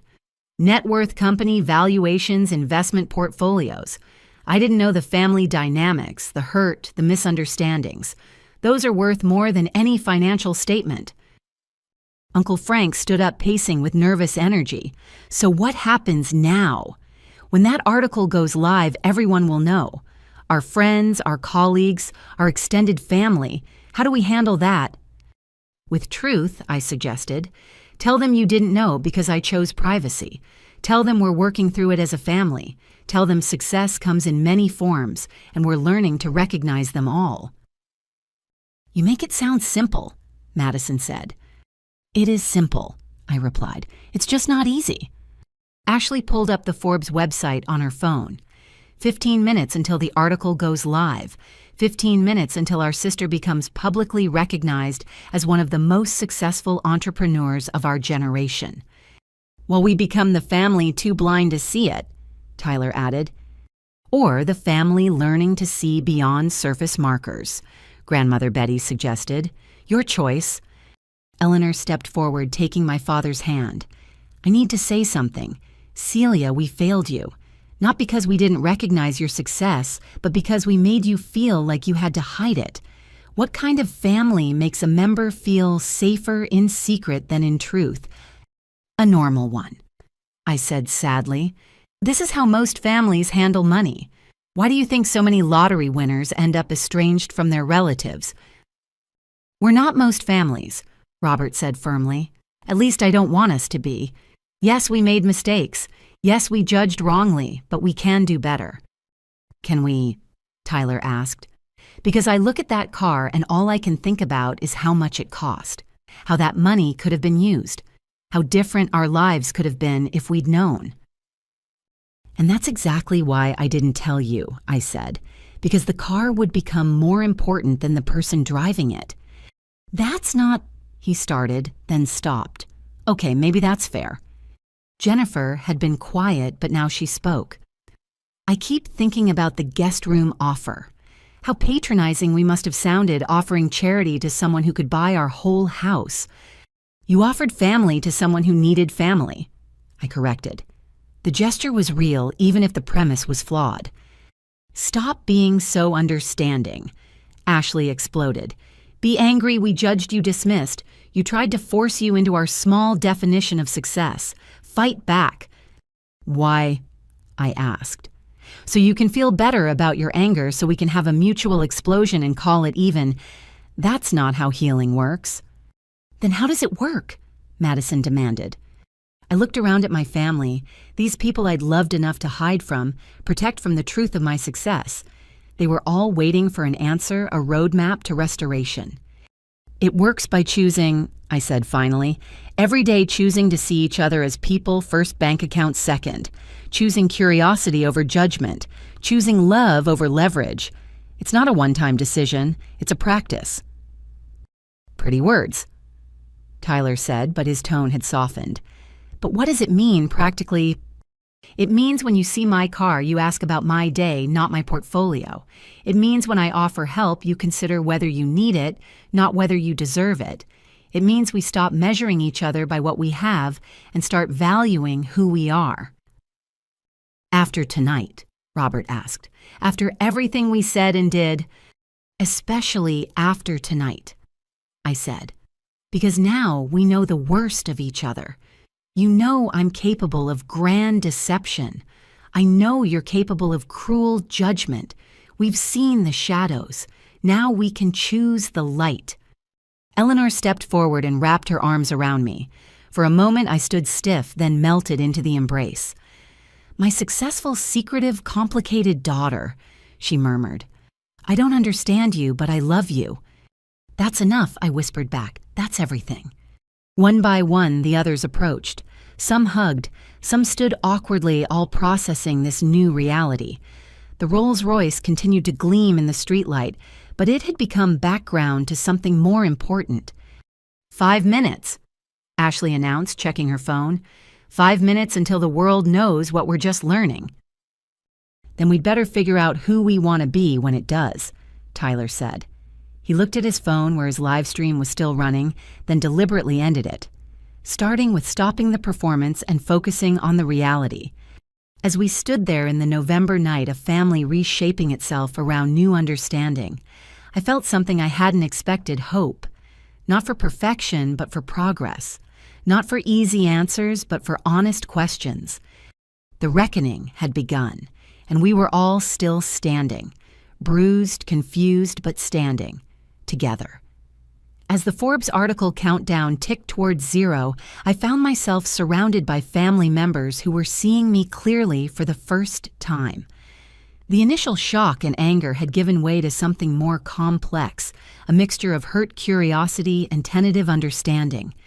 We'd moved from the street to sit on my parents' front porch, the Rolls-Royce still visible, but no longer the center of attention. "I need to understand something," Eleanor said, pulling her cardigan tighter against the cool night air. "When did it become about more than just privacy? When did you start actively testing us?" I considered the question carefully. I don't think I set out to test anyone. At first, it was just easier to stay quiet. The company was growing so fast, and every time I thought about telling you, something would happen that made me hesitate. "Like what?" Ashley asked, genuinely curious now rather than accusatory. "Like Tyler's post-sophomore year," I said, looking at my brother. "The one about how real jobs were the only path to respect, how entrepreneurship without immediate profit was just expensive daydreaming." Tyler winced. "I was 22 and stupid." "You were expressing what the whole family believed," I corrected gently. "Success had a specific look, a particular path. Steady job, visible assets, traditional markers. My path was different, and I could already see how it would be received." "So you decided we'd reject you?" Madison asked. "I decided to wait until I had undeniable proof of success. But then something interesting happened. The more successful I became, the less I wanted to share it, because I started seeing how money changed relationships in my professional sphere." I paused, remembering those early days. I watched founders lose friends once valuations became public, saw family members suddenly develop urgent needs and revolutionary business ideas, witnessed how every conversation became colored by net worth. "We wouldn't have been like that," Jennifer protested. "You pitched me 3 business ideas tonight thinking I was broke," I reminded her. "What would you have pitched, knowing I had millions?" She fell silent, unable to argue the point. Uncle Frank leaned forward. "But the anonymous help, why not at least take credit for that? Let us know you were in a position to give." "Because gratitude is another kind of cage," I explained. "If you knew I'd paid off loans and funded programs, every interaction would carry that weight. Every family dinner would include subtle thanks or careful avoidance. I wanted to help without creating obligation." "Noble," Robert said, though his tone suggested he wasn't entirely convinced. "Or controlling. You decided unilaterally what we could handle, what we deserved to know." "Fair," I acknowledged. "But look at tonight. Even thinking I was struggling, you couldn't just accept my choices. The intervention, the forced solutions, the inability to believe I might be okay. What would you have done knowing I had resources?" "Probably intervened differently," Ashley admitted. "Pushed you to use your wealth properly. Lectured about social responsibility and investment strategies." "Exactly. Different pressure, same fundamental issue, the inability to let me just be." Grandmother Betty spoke up. "Tell them about the loneliness." Everyone turned to look at her, then at me. "What loneliness?" Eleanor asked, her mother's intuition activating. I hesitated, then decided on complete honesty. Success can be incredibly isolating. The more the company grew, the harder it became to trust people's motivations. Were they interested in me or my resources? Did they like my ideas or my ability to fund them? Every relationship became a question mark. "Even with us?" Robert asked, hurt evident in his voice. "Especially with you," I said softly, "because you matter most. Losing a friend to money is painful. Losing family, that's devastating. So I chose distance over risk." "But we lost you anyway," Tyler pointed out. You were at every dinner, every holiday, but you weren't really there. Not the real you. Which version is the real me? I asked. The struggling writer you all tried to save, or the successful CEO you're meeting now? Maybe I'm both. Maybe that's what I was trying to preserve. Madison had been quiet for a while, but now she spoke thoughtfully. I'm starting to understand. It wasn't just about hiding wealth. It was about protecting the part of yourself that existed before the money. The part of me that could ride the bus without it being a statement. Who could wear simple clothes without defending the choice? Who could live modestly without explaining why? The money didn't change who I am, but it changed how everyone sees me, including all of you right now. Can you blame us? Ashley asked. The cognitive dissonance is staggering. An hour ago, you were our charity case. Now you're our benefactor. How are we supposed to process that? By remembering I'm neither, I suggested. I'm just Celia, your sister, your daughter, your family. The bank balance doesn't change that fundamental fact. Doesn't it, though? Tyler challenged. Because now every family memory needs recontexting. Every offer of help feels patronizing in hindsight. Every concern seems misplaced. You've retroactively altered our entire relationship. Or revealed its true nature, Grandmother Betty suggested. The relationship was always based on assumptions. Now you have truth. Painful truth, but truth nonetheless. My phone buzzed. The Forbes article was live. Within minutes, the carefully maintained privacy would evaporate. The world would know what my family was just learning. There's something else, I said, knowing this was my last chance for private honesty. The hardest part wasn't hiding the success. It was watching you all worry, knowing I could solve problems with a phone call but choosing not to. Every time Mom cried about my future, every time Dad offered money he couldn't spare, it broke my heart. Then why continue? Eleanor asked, tears fresh in her eyes. Because the alternative felt worse. I've seen what sudden wealth does to families. The requests that start reasonable and escalate. The resentment when you say no. The expectation that success should be shared regardless of personal boundaries. I wanted to preserve us from that. By lying to us, Robert stated. By maintaining boundaries, I corrected. Yes, through deception. I'm not proud of the method, but I stand by the intention. The road to hell, Tyler muttered, is paved with good intentions, yes, but also with unconditional love that becomes conditional on sharing resources, with family bonds that transform into financial expectations, with relationships that die under the weight of money. Jennifer looked at Tyler, then at me. We've been talking about kids. Now I'm wondering what we'd teach them about family, about success, about truth after all this. Teach them that love and money are separate currencies, I suggested. That success has many faces. That family is about showing up for each other, not showing off to each other. Pretty words from someone who didn't show up honestly, Madison observed. I showed up as much as I could while protecting both of us from what money does to relationships. Was it perfect? No. Was it sustainable? Clearly not. But it came from love, however misguided. Ashley had pulled up the Forbes article on her phone. It's live. The headline reads, From Studio to CEO, How Narrative Network's Founder Stayed Grounded Through Public Transit. Stayed grounded, Tyler repeated. While we thought you were failing, the irony is physically painful. Should I read it aloud? Ashley asked, looking around for consensus. No, Eleanor said firmly. We'll all read it later privately. Right now, we need to focus on us, on family, on what happens next. What does happen next? Uncle Frank asked. Practically speaking, now that we know how do we move forward, I looked at each of them, these people I'd loved enough to deceive, who'd loved me enough to try saving me from a failure that didn't exist. We start with honesty, real honesty.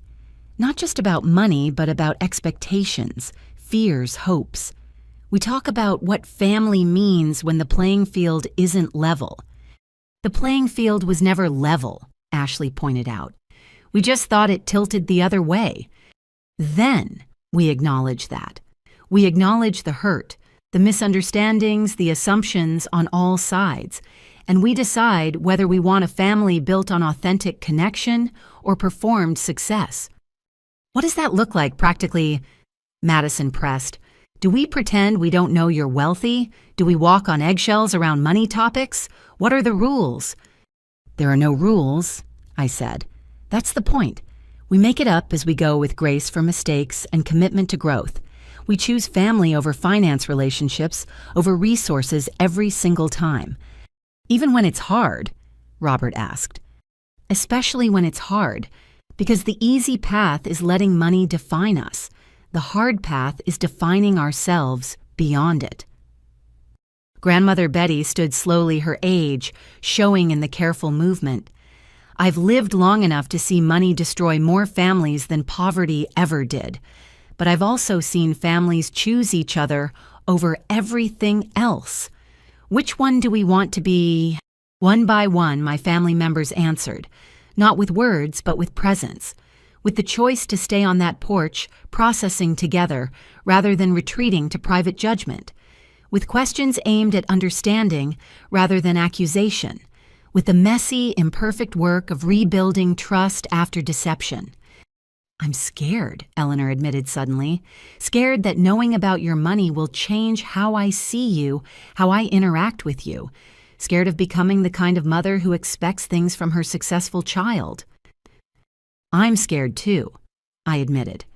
Scared that every family gathering will now include subtle requests or careful avoidance of topics.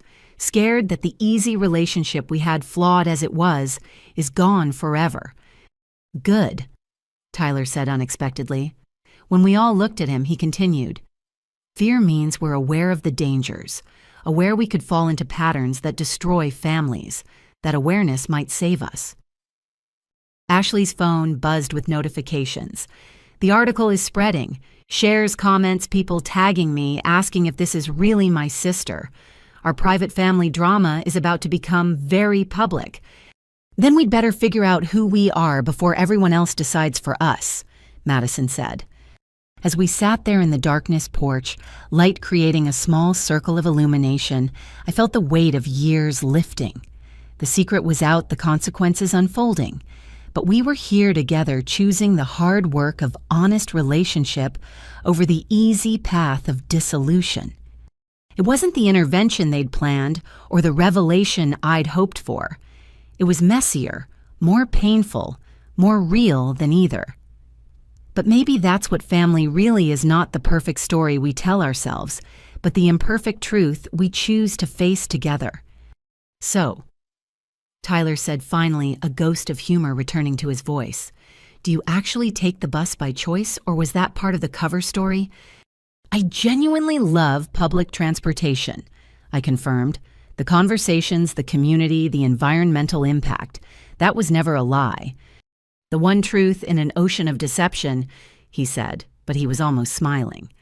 "The one truth that mattered," I replied, "because it showed who I am beneath the money. Someone who chooses connection over isolation, simplicity over excess values over valuations. Someone who also owns a Rolls-Royce," Madison pointed out. "Everyone has contradictions," I said. "The car was a moment of weakness, a concession to success. I've driven it maybe 10 times. 10 times more than we thought you'd driven anything," Robert observed. The conversation continued, weaving between hurt and humor, accusation and acceptance. We were finding our way slowly, imperfectly, but genuinely. The family that had gathered for an intervention was becoming something new, something that might actually survive the truth. As the night deepened and the temperature dropped, we moved inside, still talking. The Rolls-Royce sat forgotten in the driveway, just another car now that the secret it represented was shared. What mattered was in the house, in the voices still questioning, still processing, still choosing each other despite everything. The revelation was complete, but the real work was just beginning. 3 months had passed since that November night when everything changed. I stood in the community center gymnasium watching Tyler lead a coding workshop for underprivileged youth. The same brother who'd live-streamed my failure was now teaching kids that success didn't require traditional paths. The beautiful thing about coding, he was saying to a group of attentive teenagers, is that it doesn't care about your background, your connections, or even your degree. It only cares about your ability to solve problems and create solutions. One kid raised his hand. "But don't you need expensive computers and stuff?" Tyler smiled. "My sister built a company worth millions starting with a laptop that crashed every hour. Resources help, but resourcefulness matters more." He caught my eye and nodded a silent acknowledgement of how far we'd come. After the workshop, we walked to the parking lot together. He still drove his Tesla. I'd taken the bus. Some things had changed. Others remained constant by choice. 43 kids today, he said, pride evident in his voice. Started with 12. Word spreading that this isn't just another tech bro teaching vanity coding. "Because you're teaching them to think not just syntax," I observed. "Something my secretly successful sister taught me," he admitted. "That real achievement isn't about displaying success, but creating opportunity for others." We reached his car, but he didn't immediately get in. "I need to tell you something. I deleted all those LinkedIn posts, everyone that used you as a failure example, sent apologies to everyone who shared them. You didn't have to." "Yes, I did, because keeping them up would mean I hadn't really learned anything. This isn't about saving face. It's about facing who I'd become and choosing to be better." Across town, Madison was in a very different setting. The Veterans Housing Office buzzed with activity as she reviewed applications with her team. The successful real estate agent who'd once measured worth in square footage now helped homeless veterans find stability. "This one," she said, pointing to an application. "Sergeant Martinez, 3 tours, 2 kids living in his car for 6 months. He qualifies for the Riverside property." "That's a prime location," her assistant noted. "The owner could get 3 times market rate." "The owner is getting something better," Madison replied. "The knowledge that a family who served our country has a safe home. Besides, the tax incentives make it financially viable, too. Doing good doesn't require being bad at business." She looked up as I entered, a genuine smile replacing the calculated one I'd grown used to. "Celia, perfect timing. Want to help review applications. Fair warning, some of these stories will break your heart." "Already broken and rebuilt," I said, taking a seat beside her. "Multiple times over." As we worked through the stack, she talked about her journey. "You know what the hardest part was? Realizing I'd built my entire identity on being the successful cousin. When I found out about your company, I had an existential crisis. If I wasn't the success story, who was I?" "You were always more than your commission checks," I pointed out. "Easy to say, hard to believe. But this work, it's teaching me that success measured only in dollars is pretty hollow. Don't get me wrong, I still love a good sale. But now I love the right sale for the right reasons." That evening I had dinner with Ashley at the hospital cafeteria. She'd insisted on meeting there between shifts, saying she wanted me to see her world the way she'd finally seen mine. "Glamorous, right?" she said, gesturing at the fluorescent lights and industrial furniture. "This is where your doctor sister actually spends most of her time, not at fancy galas or important conferences." "It's honest," I said, appreciating the parallel to my own simple choices. "Speaking of honest," she pulled out her phone, showing me an email. "The free clinic wants to expand services. They need funding. In the old days, I would have just assumed you'd write a check. Now I'm asking, would you like to visit first? See if their mission aligns with your values. Make a decision based on more than just my recommendation." The growth in that question, the recognition of my autonomy and values, meant more than any amount of money. "I'd love to visit," I said, "but I'm also curious about your involvement beyond funding. What draws you to the free clinic?" She laughed, but it was thoughtful rather than bitter. "Remember that life coach I tried to force on you? I ended up seeing her myself. Not Patricia, someone else. Figured anyone who thought they could fix others probably needed fixing themselves. And And I discovered that my entire self-worth was tied to external validation, the degree, the white coat, the respect. When I realized my failing sister had succeeded beyond my wildest dreams without any of those markers, it forced me to question everything. That must have been difficult, I said. Difficult and necessary. The clinic work helps. There, I'm just another pair of hands. The patients don't care about my resume or my student loan debt or my published papers. They care that I listen, that I help, that I see them as human beings rather than cases. Sounds familiar, I observed. Learned from the best, apparently, even when I didn't know I was learning. Later that week, my parents hosted their first community dinner. What started as Eleanor's way of processing our family changes had evolved into something larger. The dining room table that had hosted my intervention now welcomed diverse voices from across the economic spectrum. I arrived to find Robert deep in conversation with a young entrepreneur offering advice without the patronizing tone that had once characterized his guidance.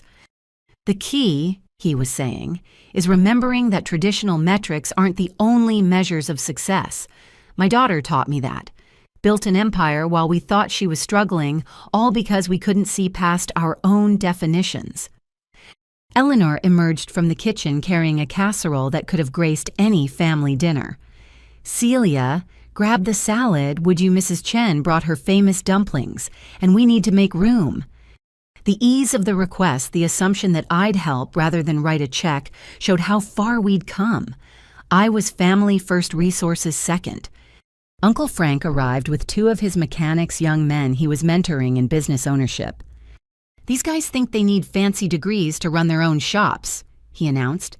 I'm living proof that wisdom comes from experience, but my niece is proof that innovation doesn't follow traditional paths. Between us, maybe we can show them that success has many faces. He caught my eye, acknowledging the journey from offering me a receptionist job to recognizing my entrepreneurial spirit. Even Jennifer had evolved. She pulled me aside during dessert. I owe you an apology, a real one, not just for that night, but for years of assumptions. I measured everyone by such narrow standards. Your choice to live simply despite having resources, it's made me question my own values. Question them or change them, I asked. Both. Tyler and I are downsizing, not because we can't afford our lifestyle, but because we realized we were living for display rather than contentment. The guest room we offered you, we're turning it into a workspace for the coding program. Much better use of space. Dorothy and grandmother Betty were the last to arrive, bringing photo albums that sparked equal parts laughter and reflection. Pictures of family gatherings where my simple appearance stood out among designer clothes, images that now told a different story than anyone had realized at the time. Look at this one, Betty said, pointing to a photo from last Christmas. Everyone trying so hard to look successful and Celia just being herself. We thought she didn't understand the assignment. Turns out she was playing a different game entirely.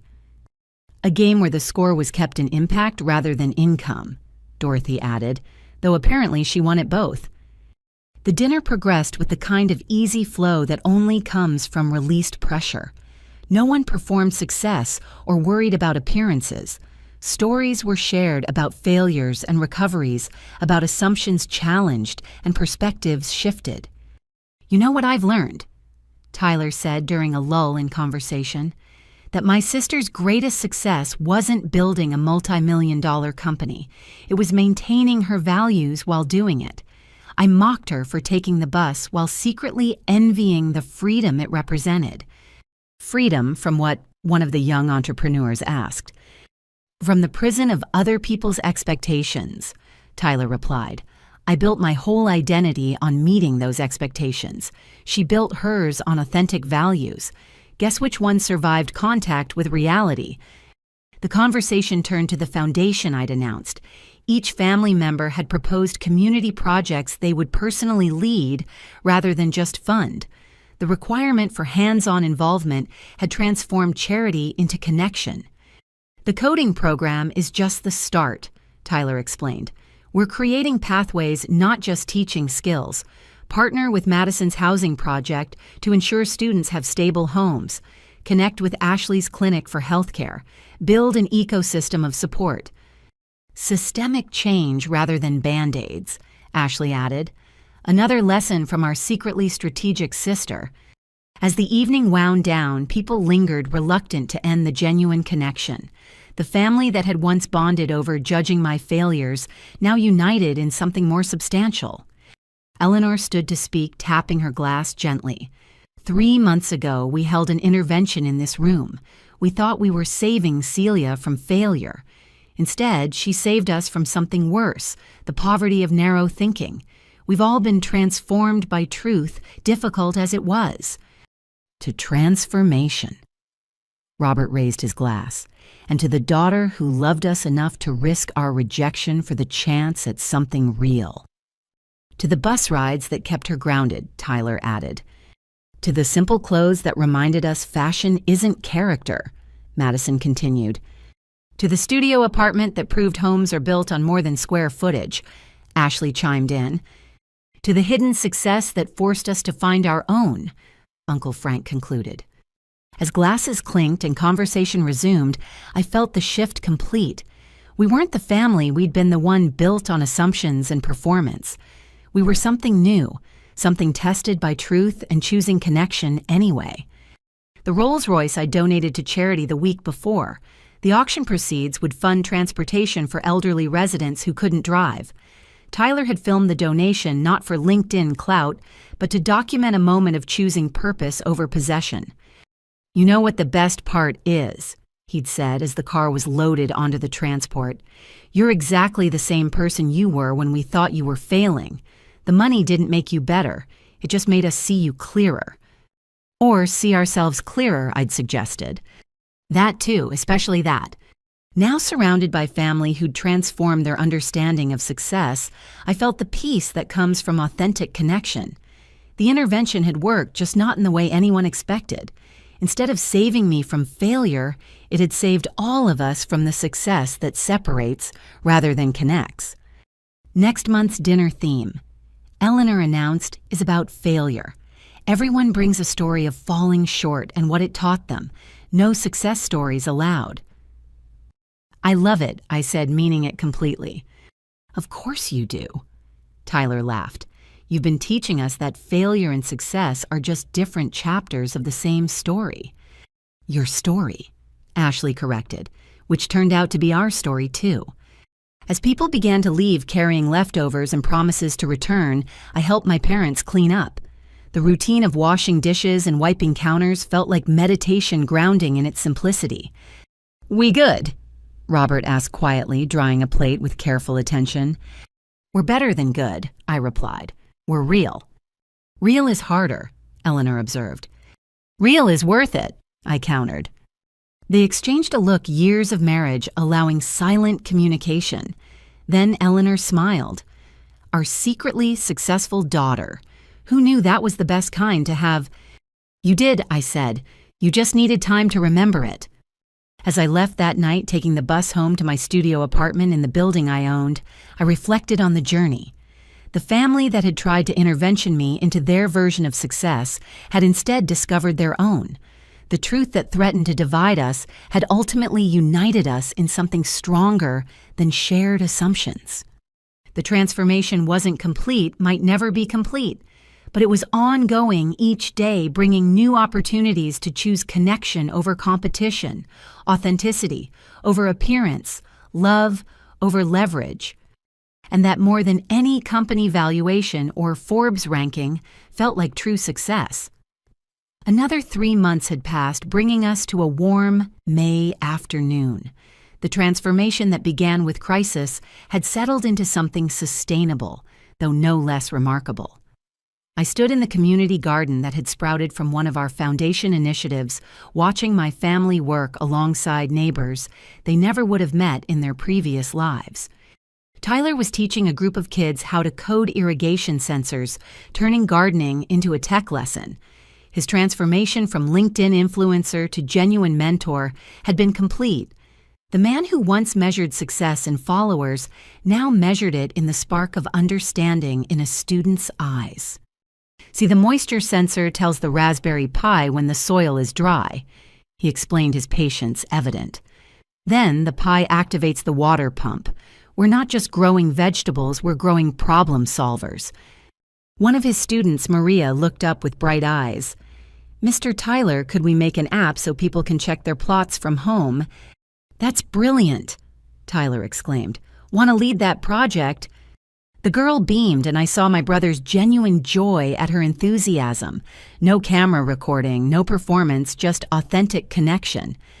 Madison was across the garden with a group of veterans, including Sergeant Martinez and his family, who now lived in stable housing thanks to her program. She'd evolved from someone who saw property as commodity to someone who understood home as sanctuary. The beauty of community gardens, she was saying, is that ownership isn't about deeds and titles. It's about investment of time, care, and connection. You own what you nurture. Martinez's daughter tugged on Madison's sleeve. "Miss Madison, our tomatoes are bigger than the ones at the store." "That's because you grew them with love," Madison replied, then caught herself. "I can't believe I just said something that sentimental, and meant it." Ashley arrived from her shift at the free clinic still in scrubs, but carrying a box of medical supplies for the garden's first aid station. The doctor, who once wore her title like armor, now wore humility like a badge of honor. "Rough day?" I asked, noting her tired eyes. "Beautiful day," she corrected.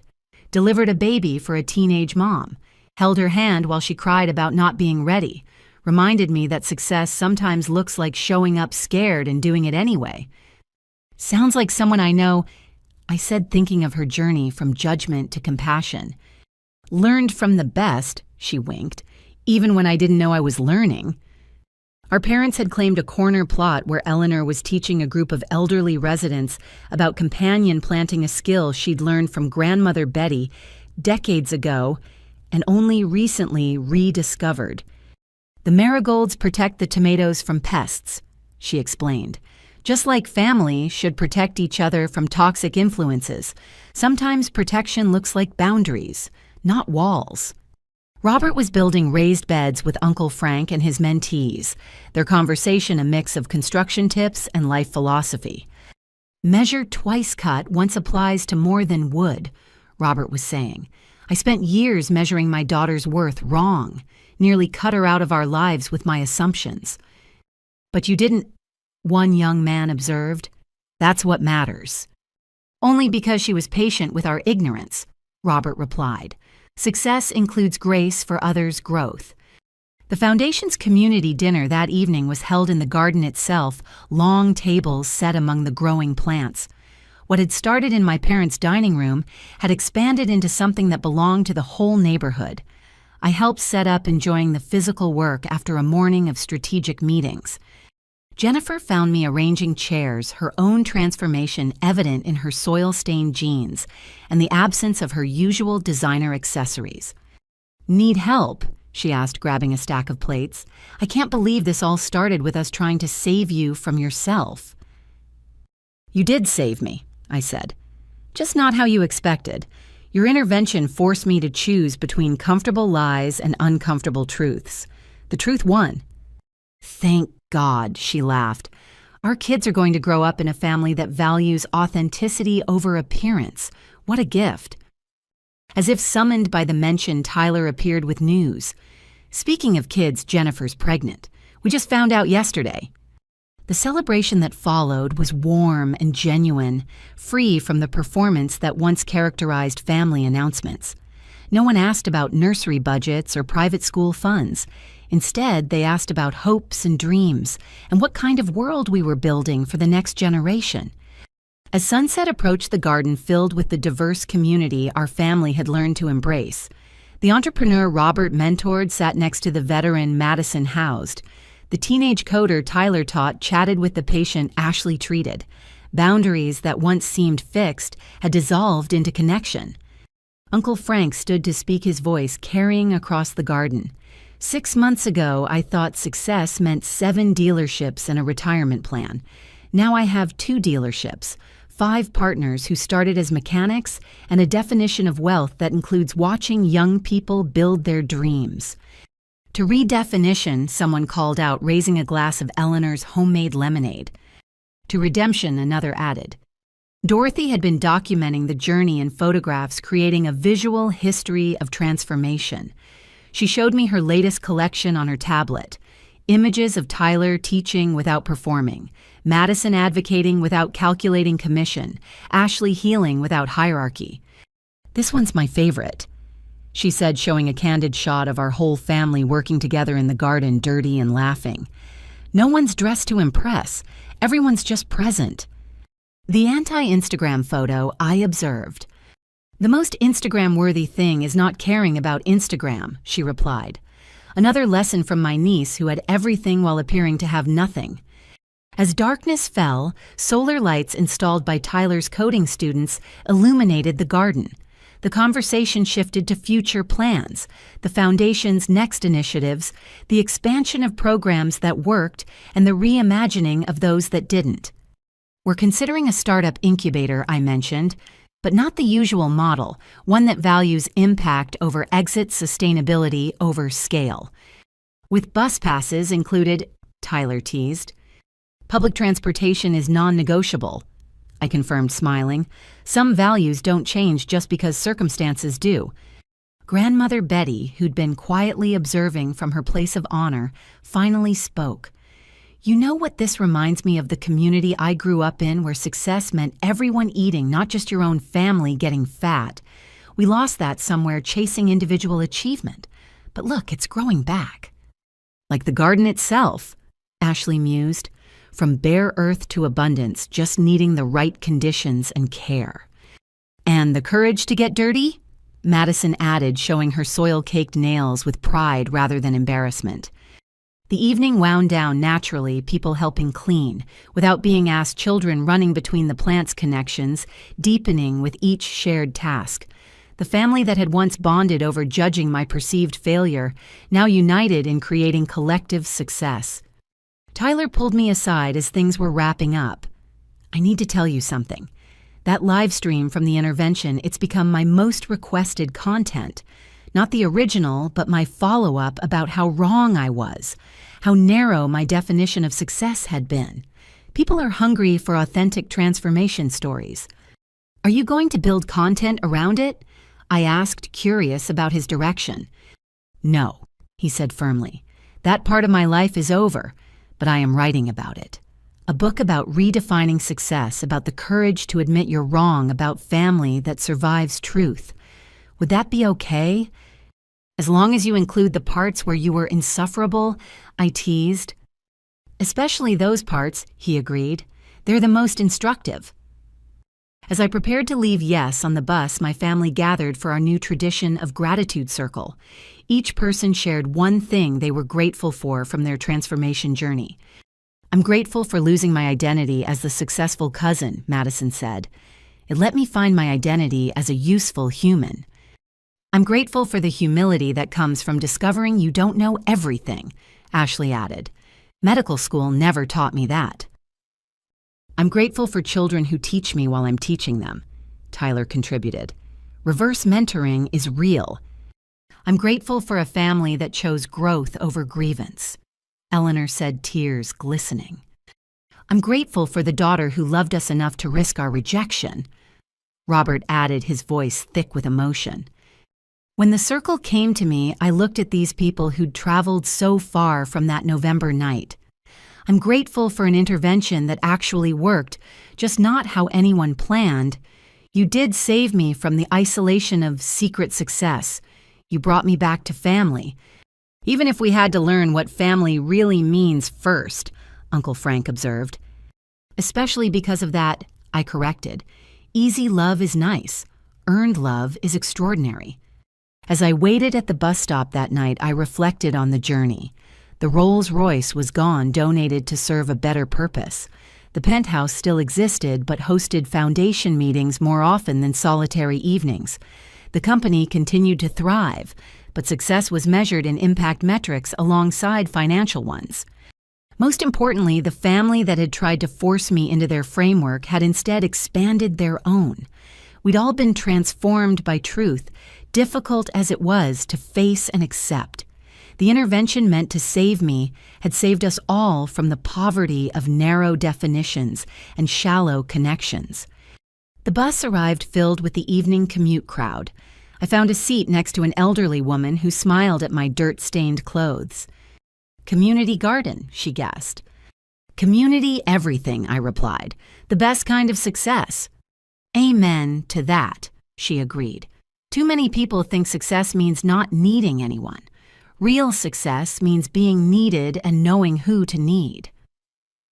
As the bus rolled through the city, passing the neighborhoods that connected my various worlds, I thought about her words. My family had learned that lesson through crisis and transformation. We discovered that true wealth wasn't in hidden millions or public recognition, but in the ability to see each other clearly and choose connection anyway. The foundation work would continue. The programs would expand. The family dinners would grow. But more than any initiative or donation, the real legacy was a family that had faced hard truths and emerged more honest, more connected, and more genuinely successful than any of us had imagined possible. Some transformations happen gradually, others require an earthquake. Ours had been the latter, but the new landscape we'd built on the shifted ground was worth every moment of discomfort. We were no longer the family that gathered for Thanksgiving to judge and worry and perform success. We were the family that gathered in community gardens to grow things together, literally and figuratively. And that transformation, that was the greatest success story of all. A year had passed since that fateful Thanksgiving night. As November rolled around again, our family gathered once more at my parents' house. But everything about this gathering was different. The dining room that had hosted my intervention now buzzed with a different energy entirely.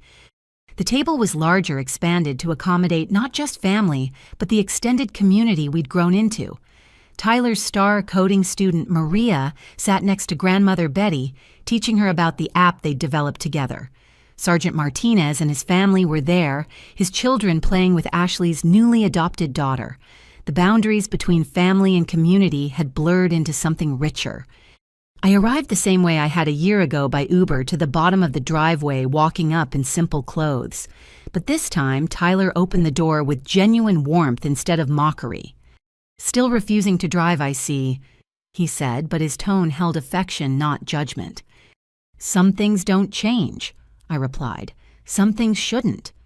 Inside the walls displayed not just family photos, but images from our year of transformation. The community garden in bloom, the coding workshop graduation, the veterans housing celebration, the free clinic expansion, evidence of success measured in impact rather than income. Eleanor emerged from the kitchen, flower in her hair, but peace in her eyes. "Celia, perfect timing. Can you help Madison with the table settings? We're expecting 40 people." The ease of the request, the assumption of participation rather than patronage, showed how far we'd traveled. I was daughter and sister first, everything else second. As I helped Madison arrange place cards, she shared her latest project. "I'm working with the city to convert abandoned properties into affordable housing, not just placing people in homes, but creating communities. Your story taught me that where we live matters less than how we live.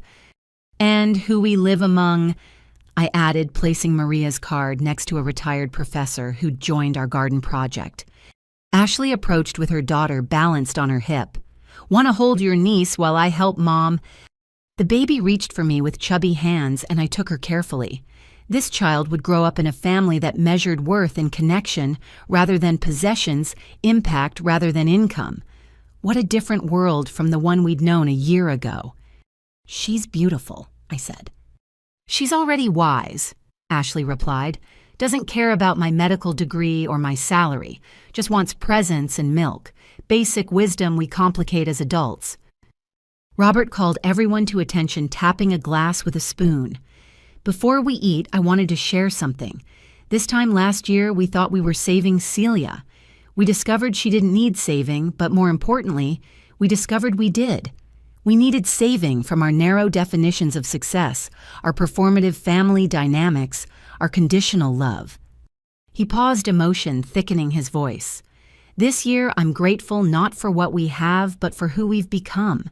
A family that shows up authentically, a family that measures wealth in relationships, a family that learned the hardest lesson: true success has nothing to do with what you own and everything to do with who you lift up. To lifting each other up, Tyler added, raising his glass of Eleanor's homemade apple cider.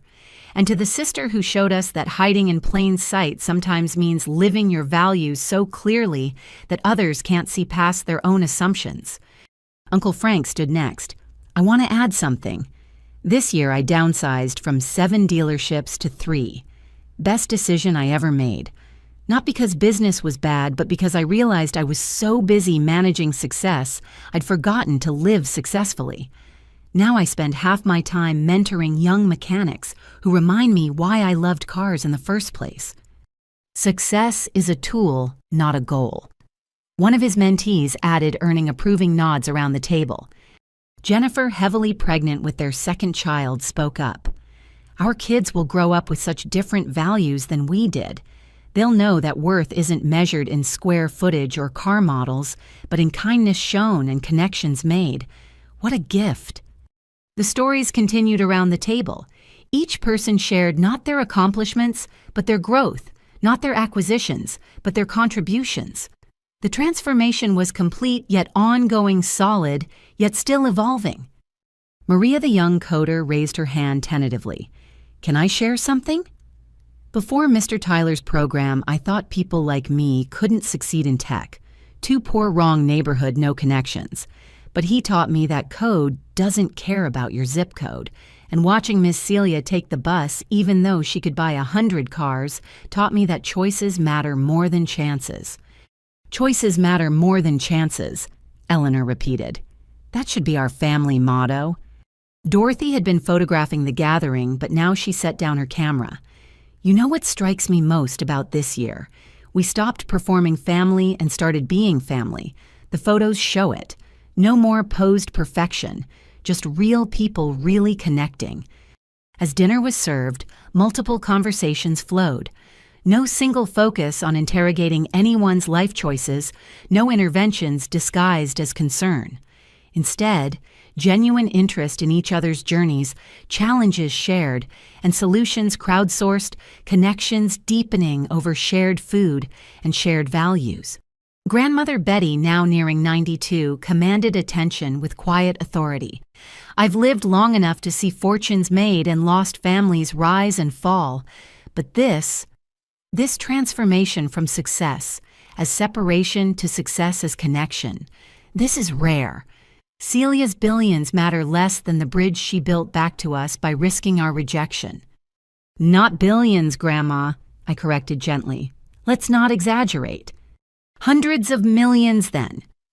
She waved dismissively. The number matters less than what you did with it, and more importantly, what you didn't do with it. You didn't let it define you or divide us. That takes a courage money can't buy. Tyler had been unusually quiet, but now he spoke. I've been thinking about that night a lot.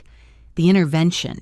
How wrong we were about everything, but also how right we were about one thing. Family should show up for each other. We just didn't understand what showing up really meant. What does it mean now? Maria asked, genuinely curious. Tyler considered. It means seeing each other clearly, not through the lens of our own expectations. It means supporting dreams even when we don't understand them. It means measuring each other's worth by contribution to the world, not accumulation from it. It means, Ashley added, admitting when you're wrong and growing from it. Do you know how many medical colleagues I've told about our family's journey? The universal response is amazement that we survived it. Not just survived, Madison corrected. Thrived. Look around this table. We're all more successful now by any meaningful measure, not because Celia shared her wealth, but because she shared a different way of seeing wealth. The conversation turned to the year ahead. The foundation was expanding, taking our local experiments to other communities. The garden had inspired 3 others in neighboring areas. Tyler's coding program was being replicated in 5 cities. Ashley's free clinic model was attracting national attention. None of this would have happened if we'd stayed in our old patterns, Robert observed. We'd still be judging each other by car models and zip codes, missing the real opportunities to matter. The irony, Jennifer said, is that letting go of traditional success markers led to more traditional success than we ever imagined. The coding program has corporate sponsors now. The housing project wins awards. The clinic gets written up in medical journals. Success follows purpose, not the other way around. As the evening progressed, children played between courses. Elderly neighbors shared stories with young entrepreneurs, and the house filled with the kind of warmth that comes from genuine community. The dining room that had once hosted performative family gatherings now held authentic connection. I found myself in the kitchen with Eleanor during dessert preparations. She looked at me with eyes that had seen her daughter through every phase: the perceived failure, the revelation of success, and the journey to something beyond both. "Do you ever regret not telling us sooner?" she asked. "Sometimes," I admitted. "But I also see how the struggle to understand brought growth we wouldn't have achieved otherwise. Easy acceptance teaches less than hard-won understanding." "Your father and I talk about it often." She continued arranging pie slices on plates. "How we nearly lost you to our assumptions. How money almost mattered more than meaning. We were so focused on you having the right things that we couldn't see you being the right person." "You see it now," I pointed out. "That matters more than perfect history." "Does it get easier?" she asked. "Knowing someone you love has resources beyond imagination. I still sometimes catch myself about to worry about your bus rides, then remember you choose them. It gets easier when you remember the person hasn't changed, just your information about them. I'm still the daughter who helps with dishes and argues about politics and forgets to call enough. Money didn't alter my essence." We returned to find Tyler proposing a toast. To the bus that carried more than passengers. It carried the values that kept our sister grounded. To the studio apartment that was never about square footage, but about remembering origins. To the simple clothes that reminded us fashion isn't character. And to the hidden success that forced us all to find our own definitions. To family that loves you at your lowest and stays humble at your highest, I added. To interventions that work in ways no one expects, Ashley contributed. To transformations that start with crisis but end with connection, Madison offered. To communities that grow from families brave enough to change, Uncle Frank said. As glasses clinked and conversations resumed, I felt the deep satisfaction of alignment. Inside and outside finally matched. Family knew truth chose connection anyway and built something larger than blood ties from that choice. "One more thing," Robert said, standing again. "I have an announcement. Your mother and I are selling the house." Shocked silence greeted this news. "Not to downsize," Eleanor quickly added. "To relocate. We're moving closer to the community garden. Found a place with room for the expanded family dinner space for workshop gatherings, proximity to the programs we're part of. This house served its purpose, but we've outgrown what it represents." "From suburban isolation to community integration," Tyler summarized. "Even our parents are choosing connection over convention." The evening wound down with the same warmth it had sustained throughout. People helped clean without assignments, children fell asleep in various arms, plans were made for the next gathering. The intervention had become evolution, and evolution had become revolution. Quiet, personal, but profound. As I prepared to leave again by Uber to the bus stop, my family gathered at the door. But this time, no one walked me out to ensure I made it safely to public transportation. They trusted my choices because they understood my values. "Same time next year?" Tyler asked. "Same time, same values, evolved understanding," I confirmed. "Still taking the bus everywhere," Jennifer teased gently. "Still choosing connection over isolation," I replied. "The bus just happens to be where connection happens." Madison handed me a container of leftovers. "For your studio apartment in your multi-million-dollar building. The contradictions that make perfect sense once you understand the reasoning." "Thank you for understanding the reasoning," I said, meaning more than just transportation choices. Thank you for having reasoning worth understanding, Ashley countered. As I walked down the driveway, I heard Tyler addressing the gathered group. Who wants to hear the story of how my secretly successful sister taught us that true wealth has nothing to do with money? Multiple voices expressed interest, and I smiled. The story would be told and retold, each version adding nuance and understanding. The family legend was no longer about the failure who wasn't, but about the success that transcended definition. At the bus stop, I waited with the late-night crowd. Hospital workers ending shifts, restaurant staff heading home, students leaving late classes. My community, though they didn't know it. The place where I'd learned that everyone has a story, everyone faces challenges, everyone deserves dignity regardless of their bank balance. The bus arrived and I found a seat near the back. As we rolled through the city, I thought about the year's journey. The family that had tried to force me into their framework had instead expanded their own understanding.